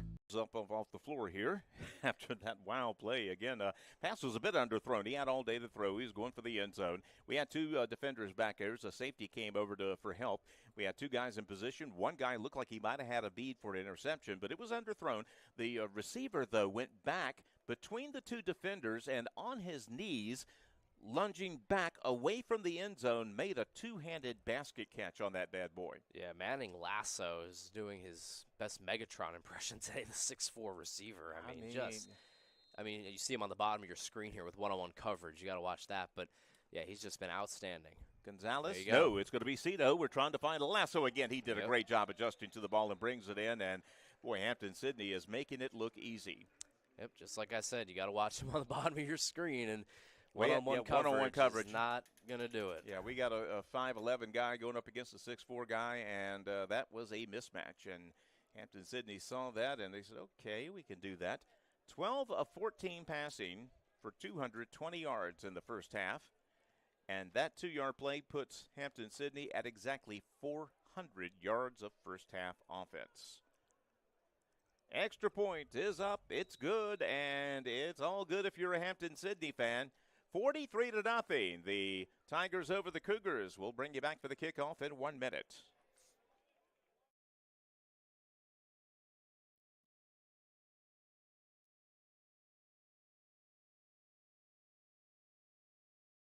Averett University provides all you need for your future through learning that embraces all of your infinite potential with flexible online and on-campus programs, affordable tuition, and over 50 majors and programs. Visit allaverett.com. Are you all in?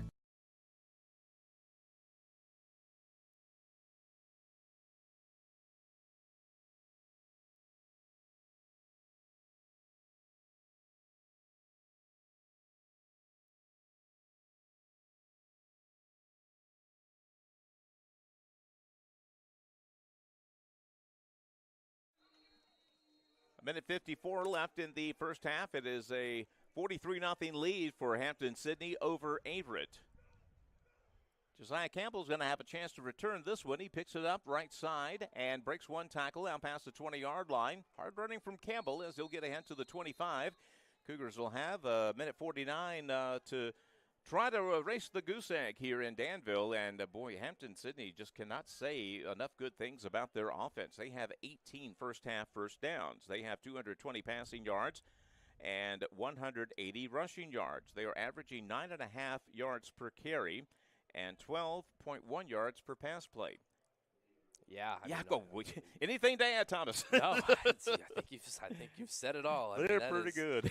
Yeah, and that's not even accounting for the defense, but Sure. the offense has just been outstanding, like you said. It has been a 10 out of 10 for Hampden-Sydney here in the first half. It's just you can't draw it up any better. This time Hoffman back to pass. Wooten on his first pickup will get out past the 30-yard line. A little middle screen that time, sort of a half screen because they didn't do a full part of the field, but that's going to be about 7 yards or so on first down. And again, Brock Hoffman, QB3 as we started the season now because of the injury to Ethan Ross and, shifting time today with Louis DiUlio. It'll be second down and 8. They gave him a second down and 2. They gave him 8 on that play. Cougars have 3 wideouts to the left and are not in a 2-minute offense now. It's 43-0, and you're deep on your side of the field. Just see what you can get. You also only have one timeout. Yeah. Straight drop back this time from Hoffman. Now he's going to tuck it and try to run it, and the ball is out. The Cougars recover, but somebody hit him right where the ball was, and that ball squirted out. Fortunately, Wooten was there for the recovery, but it's going to be 3rd down and 2 for the Cougars. And time has stopped. Did Hampden-Sydney call a timeout? Well, it was a fumble, and after a fumble, I think they stop, and then, well, no, there's a flag on the field, so that'll do it. Something's up here. It's in an area where you would see holding, and, yep.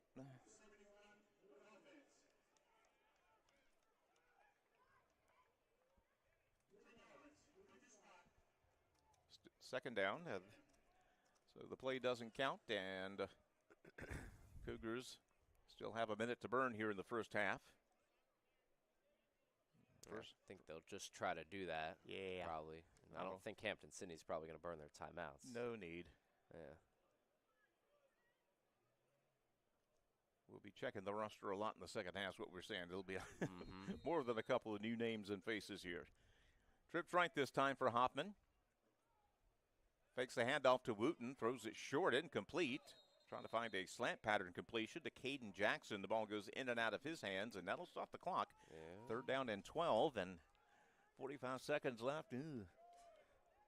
Hey, you play to win the game. And you do. Hampden-Sydney obviously is up by quite a few points here. But you noticed that, too. Yeah, you could get the ball back here again. We'll see how they play it. See how Averett plays it, too. They could just run the ball. Wooten is the tailback out of the set. We're going to keep it in a trips right formation. Kaufman is the tight end lined up on the left offensive side.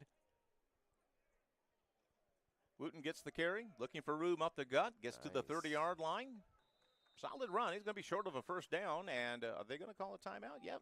Yes, they are. They want the ball back. Okay.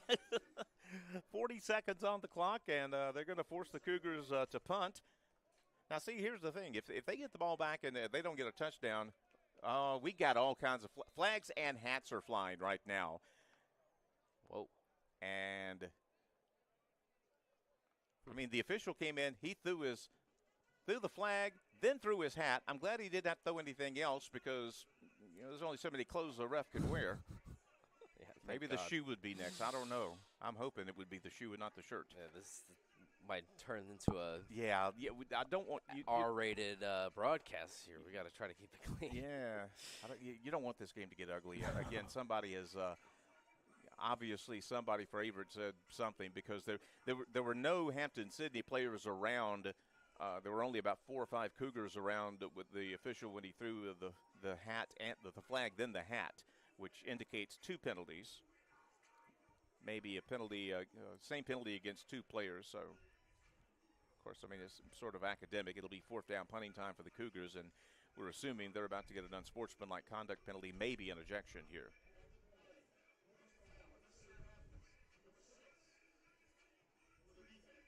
For the defense, okay.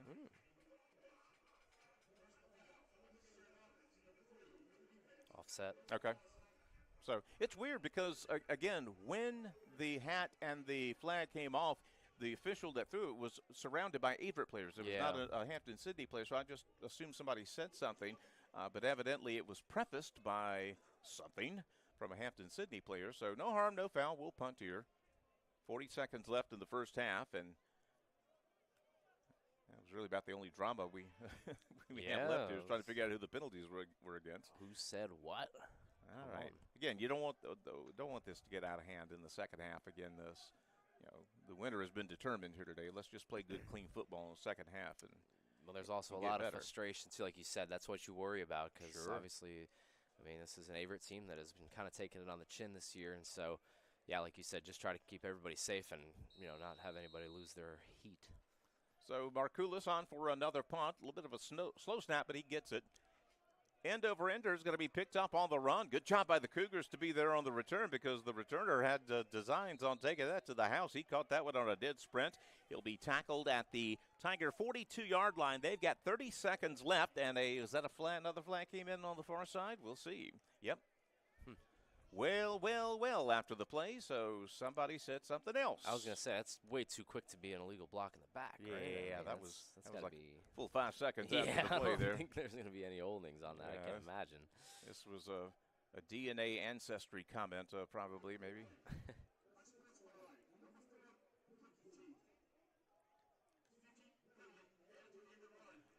All right, so it's only against Averett, so 15 yards, so they will start this drive off in Cougar territory. 30 seconds left. Boy, to be a fly down there, huh, Chuck? I mean, what is going on? I mean, I've seen a lot of unsportsmanlike comments. I mean, what is being said down there? Some interesting commentary today. Yeah, I don't know. I mean, we've got the headsets on here, so I can't really hear. But boy. We got a backup quarterback in now, number 11, Connor Creech, out of Oak Grove High School in Winston-Salem. So I think we've seen our last of Cito today. And, yeah, we're going to be consulting the Hampden-Sydney roster here a lot from this point out. Trips left. Creech gets the snap, takes the handoff. He's got time, throws it to the right-hand side. A push-off by the receiver. It was incomplete. No, he caught it. No call? Oh, man, their receiver pushed off to get open, and, yeah, they're going to let it slide. Yeah, that's tough. I mean, we tried. Yeah, that was definitely be objective up here, but man, that is. Yeah, I just disagree with that one. He honestly. definitely pushed off against our defender there, and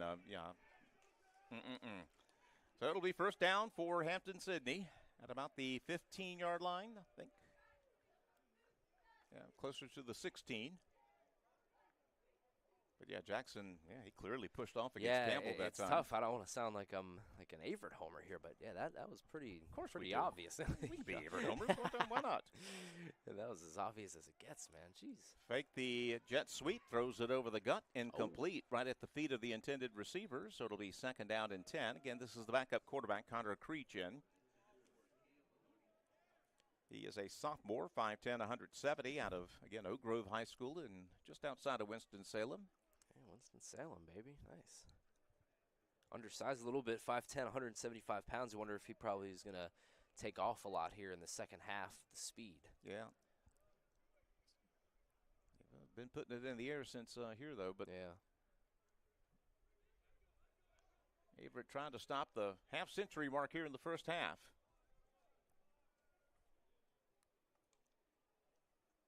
Fake the handoff to Diggs, throwing it right, looking for Campbell again, incomplete. Josiah Campbell, Jackson actually the intended receiver. Josiah Campbell was right there, though. That's a good coverage from number 9, and it'll be incomplete, third down and 10. And 10 seconds left, so probably one more shot here at the end zone, and then you probably get 2. kick the field goal. Yeah, one more shot. Yeah. They're in a good position. Let's put it that way. Yeah. I would much rather be in their position. Kicker's getting ready on the sideline. Yeah, this is probably going to be a shot here and then maybe a field goal. Trips left, single wide out to the right. They'll put a tight end in motion, and he'll stop up at an H-back spot. Fakes the handoff again. Creech looking to pass, left-hand side, going for the end zone. Averett's defense is there. Pass is broken up, and I cannot believe we didn't get a flag there. Yeah, there was a whole lot of contact there. Yeah, that was 3 seconds. Yeah, that was a really interesting drive. I saw 2 pretty obvious pass interferences on both sides. Yeah. Offensive and defensive, and neither were called. So. Neither one. Interesting. 43-0, I guess, letting them play. But Let the kids play. so 2 seconds left. They will go for a field goal here. Hank Webb is their their place kicker. I'm looking at the wrong thing here. 6'4" freshman. Here's the kick. It's up. He's got plenty of distance, and it is good. Just like everything else in the first half has been good for Hampden-Sydney. They'll take a 46-0 lead over the Cougars into the break. We'll take a few minutes off here at halftime, and we'll be back with you for the start of the second half shortly.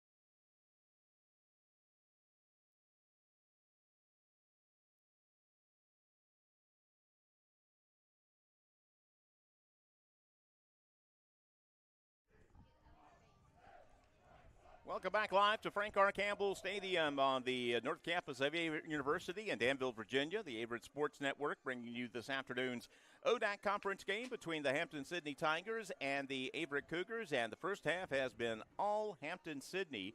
The 46-0 really only begins to tell the story of the first half. And again, Averett had their moments. First couple of drives, moved the ball downfield, but a couple of untimely penalties kept them off the scoreboard. And in the meantime, Hampden-Sydney just scored and scored and scored. They had 7 first-half possessions, 6 touchdowns, and a field goal. That right there tells you all you need to know. But Thomas Haney joining Chuck Bifford in here. You're looking at the same numbers I am for the first half. And, boy, these are – it depends upon how you approach them. Is the glass half empty or half full? Yeah, we want Averett to win, but, man, when you look at a machine like Hampden-Sydney, you look at these numbers, you just go, wow. Yeah, this is one of those games for Carter Cito that he's going to look back after his playing days are over, and he's going to be like, man, I played pretty good in that game in Danville on that homecoming. Good football, yeah. Yeah, 12 of 14 for 220 and 4 touchdowns. His day is over. Obviously, Connor Creech will take over for the rest of the second half, but that is, I mean, literally two incompletions, rather. 2 incompletions, 220 yards, and 4 touchdowns, no interceptions, no sacks, 45-yard touchdown to Lasso. I mean, it really just doesn't get any better than that. He just didn't miss anything. And, by the way, they ran the ball pretty good, yeah, too. That's what I'm saying. I mean, you're looking at, 15 yards a carry for Joseph Gonzalez and a touchdown, and Terry Hicks with 9 carries for 66 yards, averaging 7 yards a carry. I mean, you could talk about it all day. I mean, it was just a dominant performance from Hampden-Sydney in the first half. Yeah, and again, Averett had a couple of tackles for losses, and a little bit in the first couple of drives to hang their hat on. But man, Hampden-Sydney has just been an absolute machine. Their offensive line has done everything that you could ask. 19 carries, rushes as a team for 180 yards. That's well over 9 per carry, and passing well over 12 per completion. It's actually about 18 per completion. Well, one of the things, too, Chuck, that, you look at Hampden-Sydney as far as their outlook for the ODAC championship and playoffs. You look at those 2 receivers, Mason Cunningham and Manning Lasso, 2 very different receivers, but they complement each other really well. Manning Lasso, the 6'4", big receiver, 4 catches, 109 yards, and a touchdown, or 2 touchdowns, rather. And then Mason Cunningham, 5 catches for 65 and a touchdown. Those 2 are really hard to stop, and they're so different in the way that they play, but they're obviously so good together. Cunningham's it's kind of the little jitterbug. Just get him the ball on the screen and watch him create. And boy, Lasso is just a matchup nightmare. 6'4", and one of those touchdown passes from one of the 4 in the first half from Cito was a 45-yard seed that hit Lasso perfectly in stride. I mean, you literally could not go down there and place the ball any better than he did. And yeah, he was very comfortable today because I think we touched him one time on a pass play. That was it. Yeah, and Ivan Williams also almost had him, and then he kind of just ducked right under and was able to avoid the sack. Second half kickoff is going to be fair caught right at the goal line, so the Cougars will have it 1st and 10 on their 25, and we have the job of making a 46-0 game sound interesting. But we will, because, again, this is a time for Averett to get some of those small victories like we talked about. Again, to build up a little offensive momentum for the rest of the schedule. And, like I had a coach this was in high school. We were down 28-0 at half. And he said, I'll make a deal with you. I'm not going to watch a minute of that first half film, but I'm going to watch this second half film like a hawk and see who's still playing hard for me.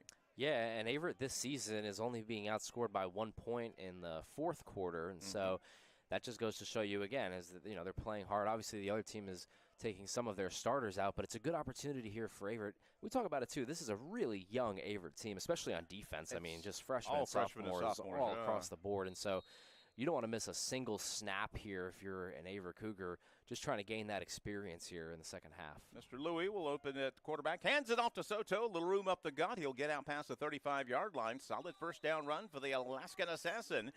His best run of the afternoon. He'll get up about 9 yards, just shy of a first down. Yeah, get that running game going, get downhill, and try to play with some pace here also. We saw Averett momentum get stopped a couple times in that first half. That was an interesting little series. Yeah, let's see some hurry-up offense here and try to get the ball off.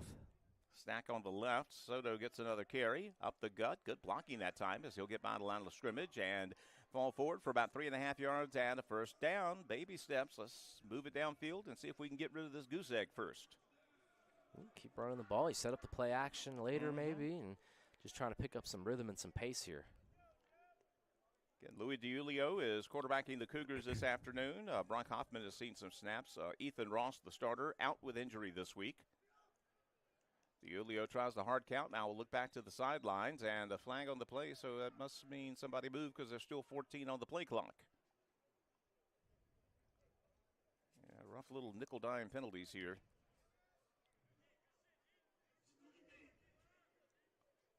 Okay, the defense was probably trying to mock the snap count.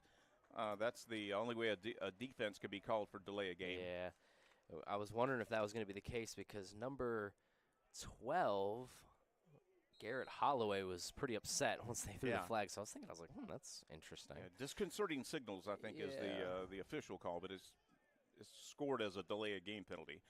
First down and 5. DiUlio is back to pass. He's got time. Throws it to the left side. It's going to be caught, but it's a loss. So actually right back to the line of scrimmage.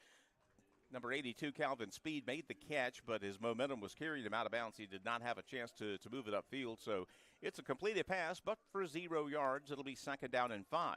And the aforementioned Garrett Holloway, freshman cornerback from Jacksonville, Florida, trying to make the tackle there. We're going to have to dig through the roster. I got it right here ready to go because we're going to be calling some names we have not called tonight. Yeah, Holloway did not play in the first half, and so that's the first time that we've called his number. Yeah, they've gotten Clark out of the game at linebacker, so. All right, second down, keeper by DiUlio. Good job on the read option as he'll get out of bounds. Close to a first down. We'll have to wait to see where the spot is. I think he's got enough, though. He'll move it up to the Tiger 46-yard line, and yes, indeed, that'll be the second first down of this drive for the Cougars. And again, it's all about small victories. Let's win this possession. Let's do well on this possession. That's all you can do at this point. Finish the drive, finish the job. DiUlio has Soto to his right, trips formation to the left, one wide out to the right. Straight drop back from DiUlio. He'll throw it short, incomplete, in and out of Adams' hands. Number 16, actually Christian Jones, the intended receiver there. Yeah, that's a catch he's got to make. It's probably going to be a short gainer, but it's positive yards and not 0 yards. It'll be second down and 10. Yeah, not the greatest ball, but Christian Jones is going to tell you he's got to make that catch every time, for sure. Got to bring that one in. Yeah. So it'll be second down and 10 for the Cougars. Very deliberate pace on offense. He looked to the sidelines like a good 10 solid seconds for that play to be called in. It's supposed to be a complicated play here, maybe. Probably not. They'll hand it off to Soto. It's that zone, baby. Looking for room. A zone run, pushed it up about 3 yards, maybe 4. So it'll be third down and 6. And because they're in plus territory, you would think, barring a loss of yardage here, the Cougars might be in 4-down territory. Yep, especially on the other side of the field. Yeah. So we'll bring Christian Jones back into the ball game. Caden Jackson comes splits wide to the right. We'll have trips left, one to the right. Soto in the backfield next to Louis DiUlio. Senior quarterback out of Charlotte sets them down on a big third down and 6 from the 42. Straight drop back from DiUlio. He's got time, throws it short. It's tipped and incomplete. Almost intercepted, trying to find a 17 Francois on the dig pattern. It was going to be tough to get a first down out of that anyway, the way the play was developing, but the pass fortunately falls incomplete, and it'll be fourth down and 6, and the Cougars going for it from the Tiger 42. Yeah, Francois, the slot receiver, standing 5'8", trying to find something underneath. Just a tough matchup there against the linebacker to kind of make that catch. 2 wideouts to either side. That's a doubles formation. Soto in the backfield as DiUlio sends him down. Empty backfield on the motion. They'll throw it to Soto, left-hand side, and boy, he's going to have some work to do, and he ain't going to be able to get it. They read that one very, very well. Pass was completed, but Soto had no chance. 3 Tigers sitting there waiting for him at the line of scrimmage.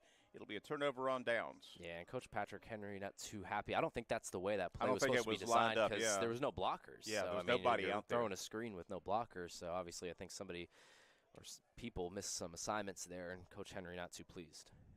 Yeah, especially on a fourth down play. You got to be working. So it'll be Tiger football for the first time in the second half. Again, backup quarterback is Connor Creech, number 11, and we will be consulting the roster now to see who he's dishing the ball off to. Back to pass, throws it quickly to the right. Quick tackle by Josiah Campbell. Number 18, James Bishop, 6'3" junior on the catch. Campbell's had another good day. He's just so consistent out there. Yeah, he's a stabilizing force. Yeah. Almost had that interception on that first drive of the game, too. I know, yeah. Past defense, but yeah, he's just steady hand out there. 4 yards on first down. Second out and 6 from the Tiger 46. Tailback gets the carry here, and he gets a couple of darn good blocks. He'll have close to a first down. That's Will Foley, again, freshman, who is presumably, the way this is stacking up, their third-string running back. He'll be about a yard short of the first down. Foley's going to get another carry. Waits for the blocks to develop. Now falls behind the beef and will get ahead for just 2 yards, but that'll be enough to move the chains.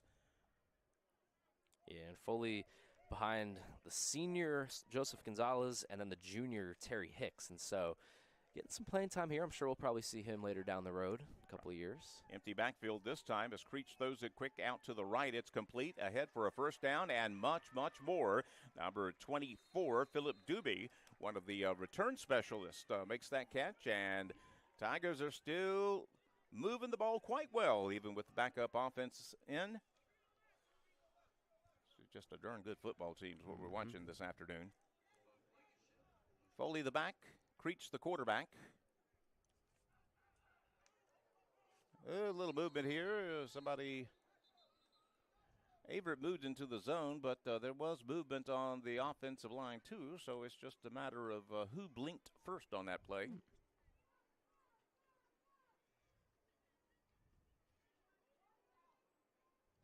Discussion here. I mean, it was a very good crowd here at the beginning of the game. It's going to be subdued in the second half. I mean, it's 46-0, but okay, they'll say the Cougars are drawn offsides by movements. It'll be first down and 15. Yeah. Penalties have not been a huge factor since the first 2 drives. Again, the Cougars got 2 just killer 15-yarders on those first 2 drives that left them empty. Was huge. I mean, again, you look at the box score and you'll think, yeah, we were toothless, but no, that's not the case. We moved the ball well. There was time. Yeah, there was a moment there. Foley with the handoff, right-hand side. He'll get by the original line of scrimmage and breaks 2 tackles, first down and much more. That's some hard running from a young man who wants to get the ball a whole lot more. Foley, the third-string tailback, with a super run of 20 yards and a Tiger first down. Yeah, and Hampden-Sydney is playing for stuff too. Obviously, you've got freshmen who want to play more next year. And one of the Cougars fell down before the play started with an injury, and he fell down like right before the ball was snapped, and the official blew the play dead. I thought they were going to say play on because I mean he fell, indicating, hey, I'm hurt, come and get me.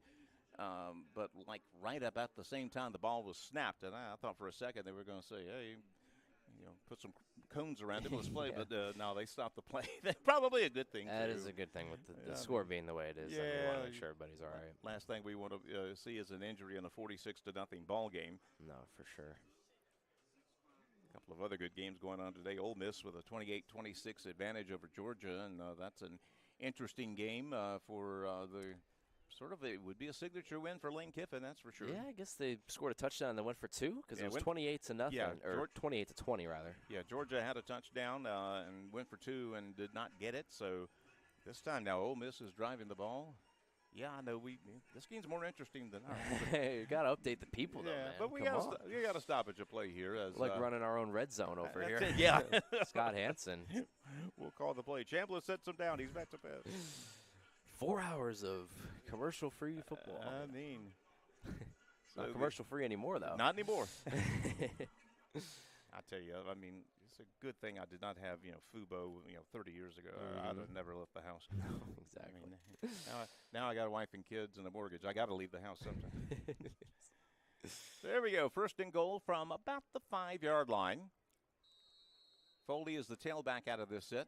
Connor Creech, the quarterback. Foley's going to get the handoff. Follows the beef. Left-hand side. Stop and go. Not much there. Cougars with a good game tackle. About 1, 2, 3, 4, 5. Cougars got a shoulder pad in on that play. And don't think he got much at all. It'll be second down and goal for the Tigers. Yeah, good chance here for the Cougar defense to try to make a goal-to-goal stop. Yeah, it'd be a nice little mini victory to keep him out of the end zone here. Try to hold him to a field goal. Second down and goal from the 5. Another carry? No, it's going to be a keeper by the quarterback, and the Creech gets outside, and he'll dive in for a touchdown. Boy, we had one guy with an angle there, but he had a quick little step there. He's got some wheels, does Creech, and he'll move it to the right-hand side. And the Hampden-Sydney streak of consecutive scoring drives continues with 8 now. Well, I mentioned it when Creech came in. I mean, all we really have is just what we have on the paper, and so Creech, 5'10", 170 pounds. That's pretty undersized for a quarterback. Not a big guy, yeah. One of the things that can help you with that is obviously your speed, and so he's definitely got a little bit of burst. If you're small, you better be fast in this game, and he's got a step. Definitely got a step. Extra point on the way. It is up, and it is good, and it is now a 53-0 game. Hampden-Sydney, big time on the road over the Cougars. We'll bring you back for the kickoff in 1 minute.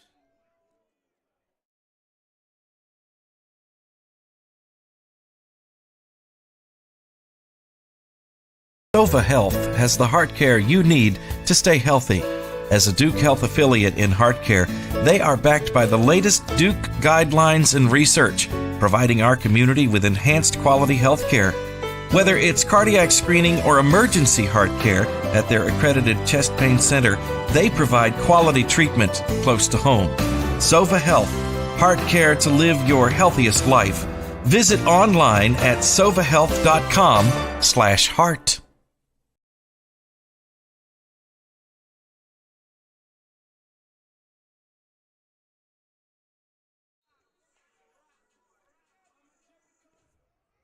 $53-0 after the Tiger touchdown. Subsequent kickoff is going to be fair caught at the goal line, so the Cougars will have it at their own 25-yard line. Well, let's see who's going to step up here for Averett. Obviously, at this point, you just erase the scoreboard. It doesn't exist, and you're just trying to move the ball down the field, try to make some plays. We saw in one of those games earlier in the season, Lumpkins really step up out of nowhere and make some couple of touchdown catches in the second half, and then he emerges as one of the top receivers. So this is an opportunity, obviously, for some of the running backs to down the depth chart. And this is where you find them, Yeah, I mean, these are the moments here where you try to, step up and then earn some more playing time down the stretch of the season. Hoffman back into the game at quarterback. Jeremiah Potter is the tailback as we'll put Kaufman in motion. Keeper by Hoffman. A shovel pass complete up ahead. That's that's Potter, actually. Nice. See, the spacing on that shovel pass was much better. The last time it was diagonal and it's just a hard time working. That time he was upfield, and well done. Yeah, Potter. See, that's what I'm talking about right there. I mean, come on, let's go. Let's try to move the ball a little bit. Let's try to impress some coaching staff here. So it'll be first down for the Cougars at their own 44-yard line. Same personnel, 2 to the right, 1 to the left. This time they do hand it off to Potter. Breaks the linebacker's tackle. That's good second effort by the freshman running back, and he'll get it just on the Tiger side of midfield, and there's a stoppage of play. Do we have a false start against the Cougars? Oh, so take that fine run back, and it'll be first down and 15. I hate when that happens. That is a tough break. Kid busts his butt and gets a good run there behind a good block, a little momentum, and somebody flinched evidently before the ball was snapped, and it'll be first and 15 Cougars. They'll move it back to the AU 39-yard line. We've done a bunch of these games here at home this year, Chuck, and honestly, the flag has really plagued the Cougars in a lot of these games. Obviously, the score isn't that close, but early in the games too, especially, it's just been killing Averett. Potter gets another carry. Off left tackle this time. Not an awful lot. He'll get a couple of yards ahead to the 41. It'll bring up a second down and 13. As the Cougars work to try to erase the goose egg here. I mean, last week, even though, we gave up 77 points, we put 28 on the board, and we threw for 350 yards. And we were moving the ball against a very good team. Now, again, Randy Mack was not playing, press coverage most of last week, but you still got to make the pitches and catches. Unfortunately, the quarterback who did all that is injured for today. So Brock Hoffman will set him down. Potter still the tailback on this second down and 13 play. Straight drop back from Hoffman. Time runs out. He's hit as he throws. It's incomplete. Good hit on the by the secondary there to make sure we did not haul in a miracle catch by Jamari Lumpkins. Pass was a bit too tall. Incomplete. It'll be 3rd and 13.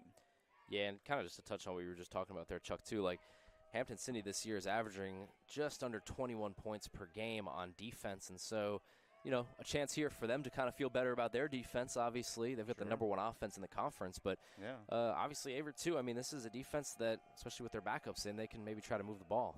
Trips right, 3rd down throw, going to be complete to Lumpkins, but he falls forward, and it'll be 4th down, about 7 to go, and gotta go. Come on. I mean, you're 0-5, down 53 to nothing. Gotta go. So 4th down, 7. Cougars will go for it from their own 46.5-yard line, basically. We'll take Kaufman out of the game and put Francois in, so we'll go to a trip set to the left, and number 7, Caden Jackson, is split out wide to the right. Potter is still the tailback. 4th and 7 for the Cougars from their side of the field. Hoffman, a straight drop back. Throws it short. It's complete and first down yardage. Good little dig pattern that time to get number 7, Caden Jackson, who really that was not man coverage. They were in a slip zone that time, I believe, and Jackson found the soft spot, and that was a gutsy pitch and catch. Yeah, because he threw it before the sticks. Yeah. And so Jackson was able to use his speed there to kind of get around the defense. That wasn't just an automatic first down once he caught it. He had to work for that a little bit. So the 4th down conversion, Cougar ball at the Tiger 41. Another drop back by Hoffman, another short throw complete to Francois. He's got a good first step to the 25, to the 20, 10, 5. Francois, sacre bleu, as a flag down on the doggone 18, though. That was a good call. Why did you take that away from me? So here for it. Oh, come on. They're not going to do that. Can we tell them you had a great call and they're going to pick it up? Yeah, they have to, right? That's the rules, right? Son of a gun. Guys, Chuck had a great call, man. Come on, Picked it man. up. You gotta give me that one. So one of those infamous blocks in the back. The good news is it'll still be enough for the first down because it's a spot of the infraction assessment, and the infraction occurred 20 yards upfield. So still a first down pass, but it's Cougar ball at the Tiger 28-yard line. Man, Francois got some burst, got a man. good I mean, first forget step about there, that yeah. block in the back. I mean, geez, he just kind of took off. Yeah, that first step of his was very special. Get him the ball in space. Trips left this time. Potter still the tailback out of this set. Hoffman the quarterback. He's going to drop back to pass. Looking to the left. Still looking. Scrambling to the left. Gets ahead what he can. 3 yards. Not a bad decision there with nobody open. Gets ahead to the 25-yard line.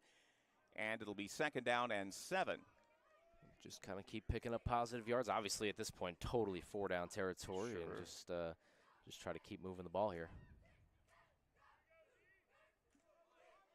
About half the offensive line is wearing the pink shoes for breast cancer awareness. I like that. You can see that from the space shuttle.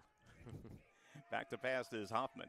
He's going to be flushed out of the pocket, but he's rolling to his right. He's got time and a little bit of room. Gets ahead, out of bounds after about another 3-yard gain. There's another doggone flag, though, back at the line, and dollar to a donut hold. That's going to be a backside hold.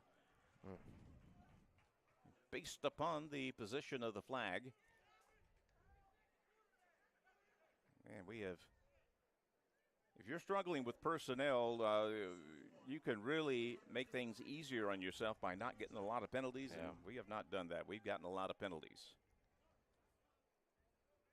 If that's spotted from the infraction, it'll be a couple of yards behind the line of scrimmage. I mean, we've just had too many plays this season, Chuck, that have been called back. Yeah. Exciting plays, touchdowns even, that have just been called back by the flag. And that's really been, you look at Averett's record, and like I said, I mean, a lot of that is that. Well, a lot of it's what you said earlier, freshman, sophomore, freshman. Exactly. It's just the learning curve and trying to stay a little bit more disciplined. 2nd down, about 17. Hoffman gets a little backside pressure, incomplete. He was trying for a screen pass, and it was almost snuffed out by number 10, Nate Dupuis, P-U-I-S. Dupuis, it was what it would be if you're using the French pronunciation guide. He almost came up with the I-N-T. But it falls incomplete. It'll be 3rd down and 17 to go for the Cougars. They're on the Tiger 35-yard line. Boy, that was Caden Jackson limping off the field. I hope he's okay. Gosh, he's on the bench now with the training staff. Yeah, that's a good set of wheels to not have available. Man.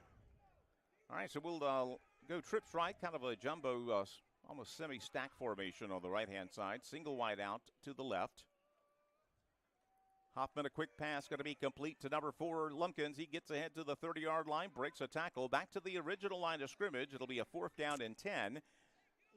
28, that'd be a 45-yard field goal. Yeah, they're going to go for it. Yeah, I would agree. It's just 29, teetering yeah. on that, you know. Yeah, it's 46. It's middle of the field, but that, still 46. I think under 40 you probably go, Yeah. but yeah. 4th and 11 for the Cougars from the Tiger 29-yard line, trying to erase that doggone goose egg. Hoffman with a long count now, looks to the sidelines, and Coach Henry's going to call the timeout, I believe, and we will take it with him. 4th down play coming up. We'll bring it to you in 1 minute.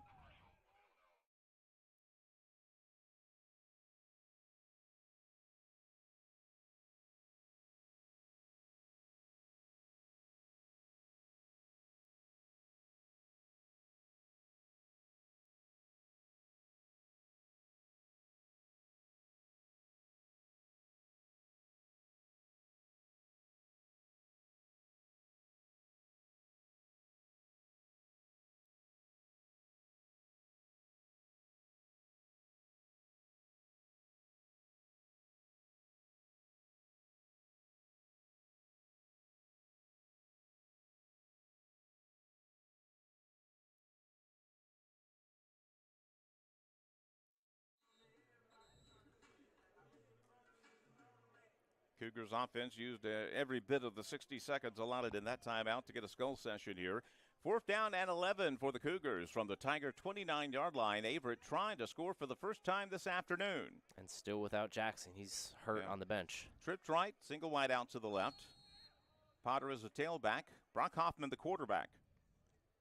Outside blitz, left-hand side, trying to isolate a receiver. Boy, there was a flag on the play. Jamari Owens, I thought he came down with it. Did he come down with it? It's hard to tell with the sun. Yeah, it is. I mean, it was thrown on the far side. I believe he caught the ball. If not, it's going to be a pass interference penalty against Hampden-Sydney. But I thought Jamari came back and caught that ball. Now, it would have been a miracle catch, don't get me wrong. And again, yeah. okay, so they'll say it was incomplete, but the pass interference penalty bails out the Cougars on 4th and long. Jamari Owens doing a good job of drawing the contact, going back for the football, and having a snowball's chance of catching it, which is easier said than done. That was a long pass. And it'll be 1st down for the Cougars, a new line of scrimmage, the 14-yard line. Well, best chance here right now, Chuck, to get in the end zone. Let's see if they can do it. 4:24 left in the 3rd quarter. 4 down territory. Hoffman back to pass, looks left, now looks right, now is going to scramble to the right, get what he can, out to the 15, 10, 5-yard line, dives forward. He'll get inside the 5-yard line on a gutsy 11, 12-yard run, and the Cougars are knocking on the door. I love it from Hoffman. That was a mean run That was, there. Yeah, he had a little attitude there. Yeah, there was a little attitude on that run, just trying to get in there. Sun is just about to disappear behind those trees on the far about 2 more minutes. Should have oriented the stadium about 20 degrees to the left here, but well. Let's see if they can punch it in here. We'll run trips left. Jamari Owen is the lone wideout to the right. Potter gets the handoff, left-hand side, cuts it back up the middle. He'll be short of the end zone by quite a bit. He'll only get a couple of yards. He'll move it from the 4 to the 3, and it'll be 2nd down and goal. Danya Coleman, the backup tight end, enters the game. Yeah, we're going to go with the 2 tight end set. I was going to say double tight ends here, and points maybe to a run. He and Speed will both be in the game here. Playing some big boy ball. Yeah. Looks like we'll go 2 tights, 2 wide, and the tailback here.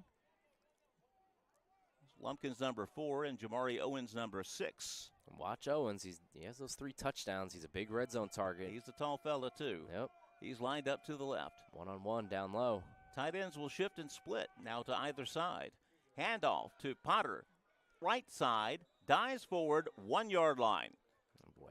Avery giving a little eye candy, but trying for power running to break the goose egg.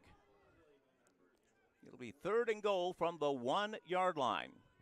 Diulio is 6'2", 200. He's got about 30 more pounds on him than Hoffman. If they're going to run a sneak, you maybe think about bringing him in. Doesn't look like they're going to do that, though. Still got plenty of time on the play clock. 18 seconds left as the It'll be the same personnel. Owens to the left, Lumpkins to the right. Oh, boy, 10 seconds. They got to go. Yeah, we got to rock and roll here, guys. There we go. Hoffman sets them down. Potter in the backfield. Long count. We got to call a timeout, yeah. Yeah, we were setting up something there, boy, and it just took forever to first to communicate it to the guys. And secondly, again, it's a play that calls for motion, so you can see if they're in man or zone. And fortunately, an alert coach on the sideline saw a timeout. And that's just particularly, I mean, in a situation where you're not subbing, you don't want to get a delay a game penalty on that. I mean, that'll make a coach go bald real quick. Yeah, you got 2 plays here to pick up a yard. And, they've been grounding and pounding here. Yeah, they've been spreading them, giving them some eye candy, Potter, but keeping it between the tackles, so to speak. So, again, these will be the twos for Hampden-Sydney from this point on. So it's not the starting defensive line you're going up against, but still, their twos are probably pretty good. If on offense, they don't look too bad. Just be curious. This is one of those where it's just kind of like a game of chess. Like, you have 2 plays, and you could go to a pass here, and then you guarantee yourself, again, 1 yard on the next play, or you can just keep continuing to run the ball. See what they do. Tighten it up this time. The 2 wideouts are split to the right. 2 tight ends, 22 formation. Passing, right-hand side, looking to the end zone, found Jamari Owens for a touchdown. He made such a spectacular adjustment to the football. Again, he was going full speed when he turned around and gave him a perfect target to hit. That was a big boy pass pattern and a catch by Jamari Owens. Yes, and a great pass, like you said there, from Brock Hoffman, just standing in the pocket, delivering a good ball. He was very confident throwing that, too. Yeah, no he looks confident when he throws it, and we were just talking about him. Owens is a big red zone target. He's leading the team in touchdowns. Make that 4 now for him this season. That's a pretty good mark. That's not bad at all. Markulis on for the first extra point attempt of the afternoon. It's up. It is good, and the Cougars are on board. 2:22 left in the third quarter. Averett now trails 53-7. We'll have the kickoff in 1 minute. I like Hoffman at quarterback more. I think that he just gives a good ball right now. Yeah, he's not as mobile. He's not as mobile, but he's more of a pocket passer, just from what it seems. Well, yeah. He doesn't seem confident, though. That's the thing. I don't know, but he looks good. Yeah.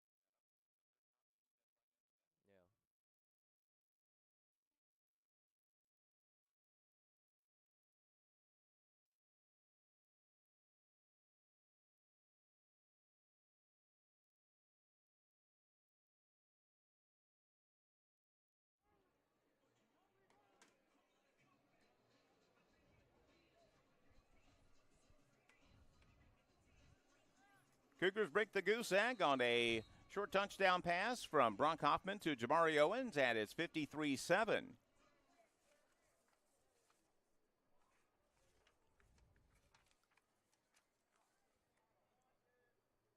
Markulik on the subsequent kickoff. It'll be fielded at about the 5-yard line. That's Gonzalez, I believe, on the return. Good blocking. Yeah, he's got 1 block, 2 blocks, and he's got room on the right-hand side. Kicker will have to help save a touchdown here. But he stayed in bounds. He's almost tripped up at the 15-yard line. What a return by Gonzalez. Holy smokes, how did he stay in bounds? Turf Monster got him at the end, but boy, wow, that was incredible. What a wild return. Sheesh. These guys are pretty good all across the board, folks. That's the thing, though. I mean, you have your twos that are on offense and defense, but most teams don't have twos on kick returns. I mean, you still put the regular kick returners out there, and boy, Gonzalez, he shows why he's on the 1 team on special teams. And you could see that blocking developing. Oh, really, honestly, nice. once he caught the ball, you could see. You could see that block, that block, that all block. the way on the far side of the field, 100%, yeah. Like a big wide wall. All righty, so quarterback number 3 comes into the ball game now. That's Wendell Thompson, a sophomore.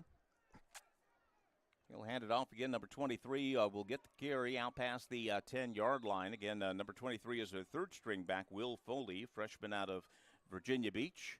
New quarterback Thompson is a sophomore, 6'1", 195.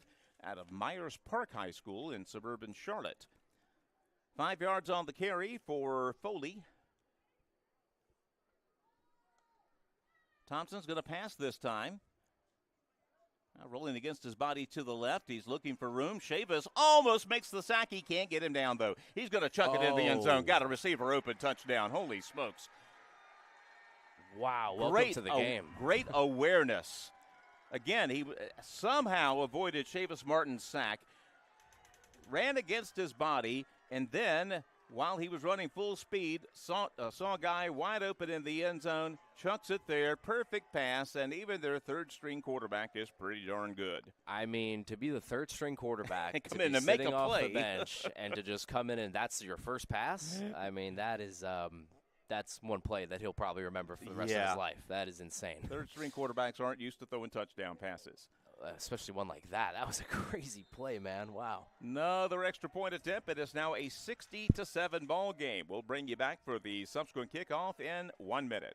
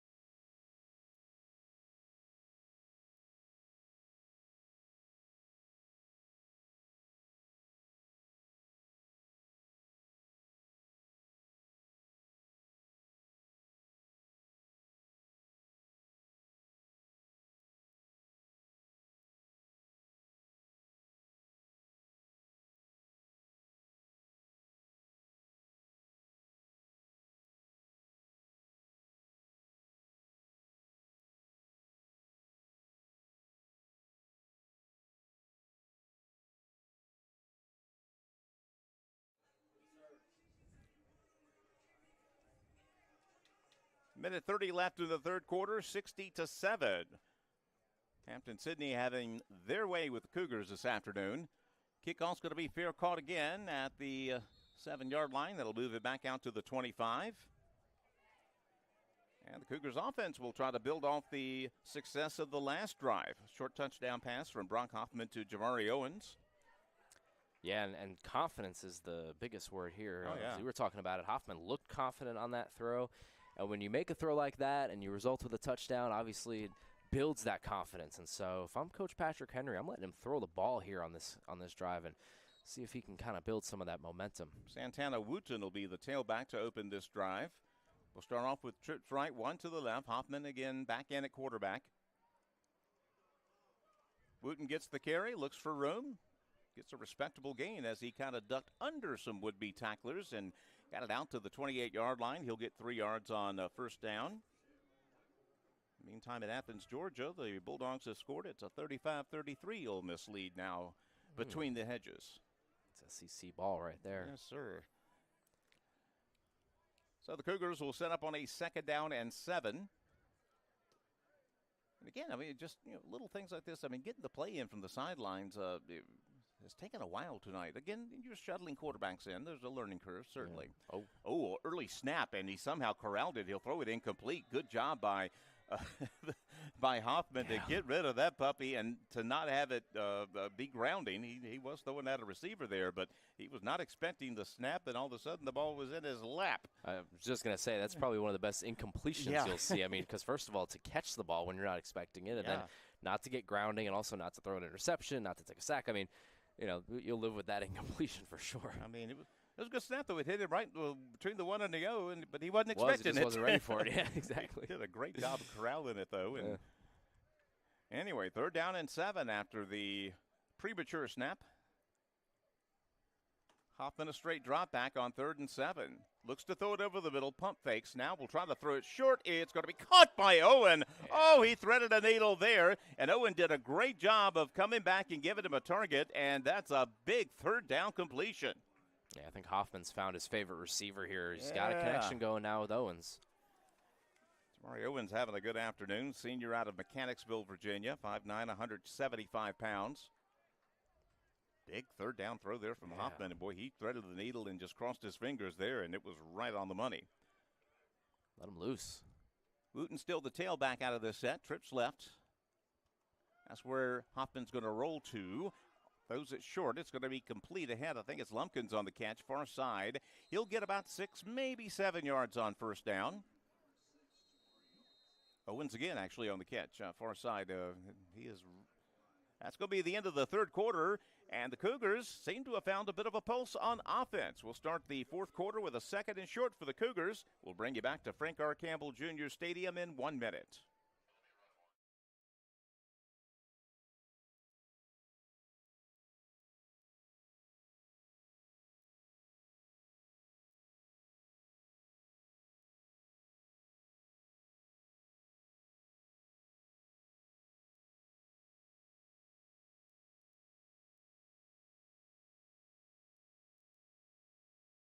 Averett University provides all you need for your future through learning that embraces all of your infinite potential. With flexible online and on-campus programs, affordable tuition, and over 50 majors and programs. Visit allaverett.com. Are you all in?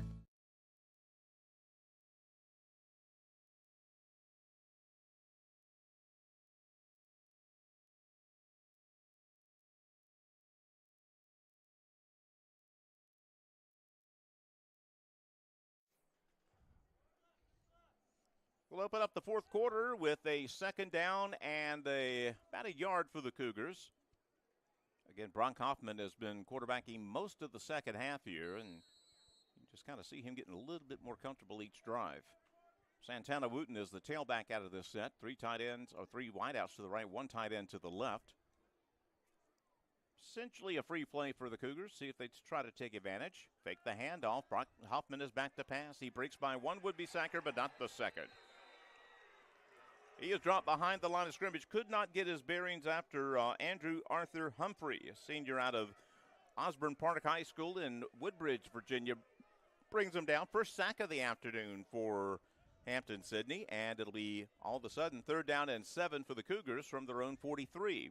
Yeah, Andrew Arthur Humphrey, the smallest guy height-wise on that line, at standing 5'11", like an Aaron Donald situation there. Yeah, little guy, man, just good little closing step there. Yeah, terrific play. Britton Strumbaugh is into the game, wide receiver for the first time, and we've got a timeout called by Patrick Henry, and we will take it with them. Cougars, a big 3rd down and 7 coming up when we bring you back in 1 minute.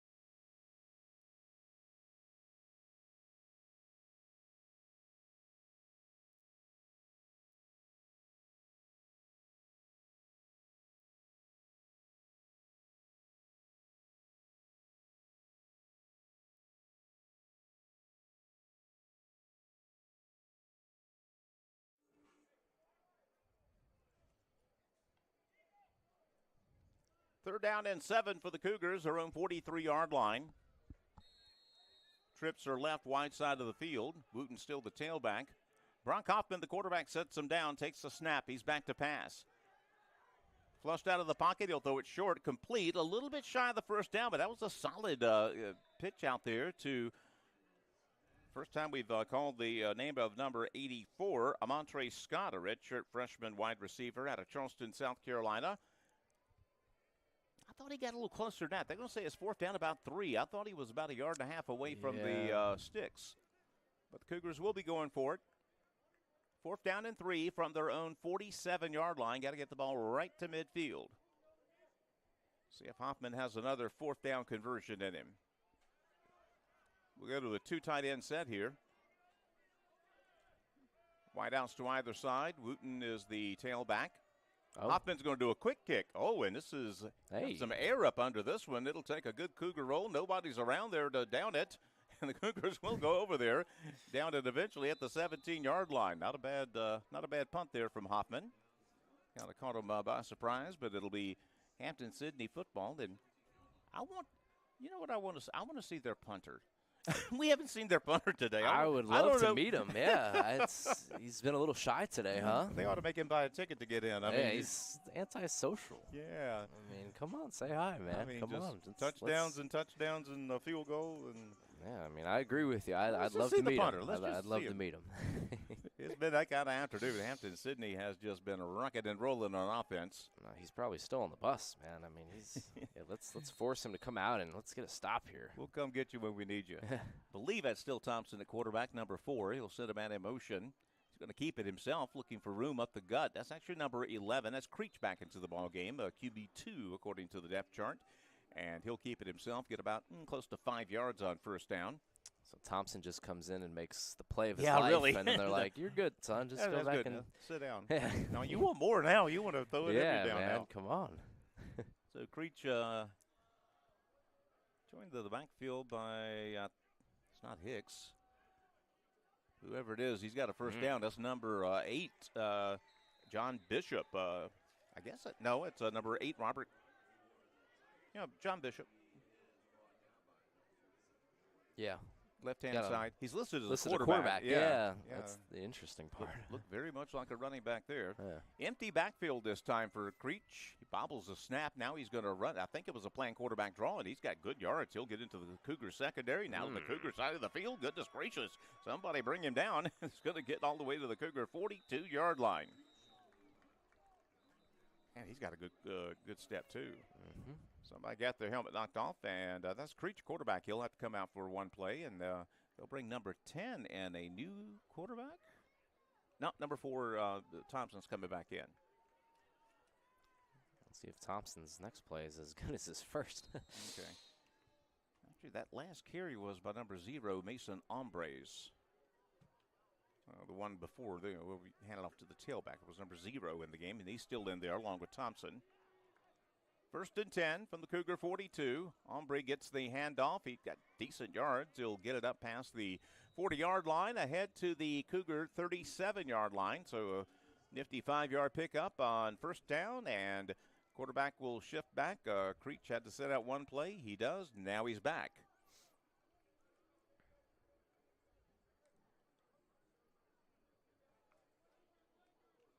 Been all Tigers this afternoon in Danville. 60-7 is the score. 2nd down and 5 for Hampden-Sydney. Ombre gets another carry. Left tackle this time. Close to a first down. Might be about a yard short. But that'll set up a 3rd down and about a yard for the Tigers. And again, their offense has not had a non-scoring drive all afternoon. Yeah, it looks like, again, right here, getting close to the red zone. Might not get to see that punter, Chuck. I was hoping. Ombre gets another carry. Flag. Left-hand side, I tell you, Cougars stuffed him right there. There's a flag on the near side. That usually suggests some type of alignment penalty. Yeah, pre-snap penalty, Yeah, it was thrown by the linesman here, so we'll see what this is all about. Maybe somebody would line up offsides, or maybe it could have been an illegal motion. If the play stands, it would be a 1-yard loss for Ombre on the play and a 4th and 2. We'll see what this is all about.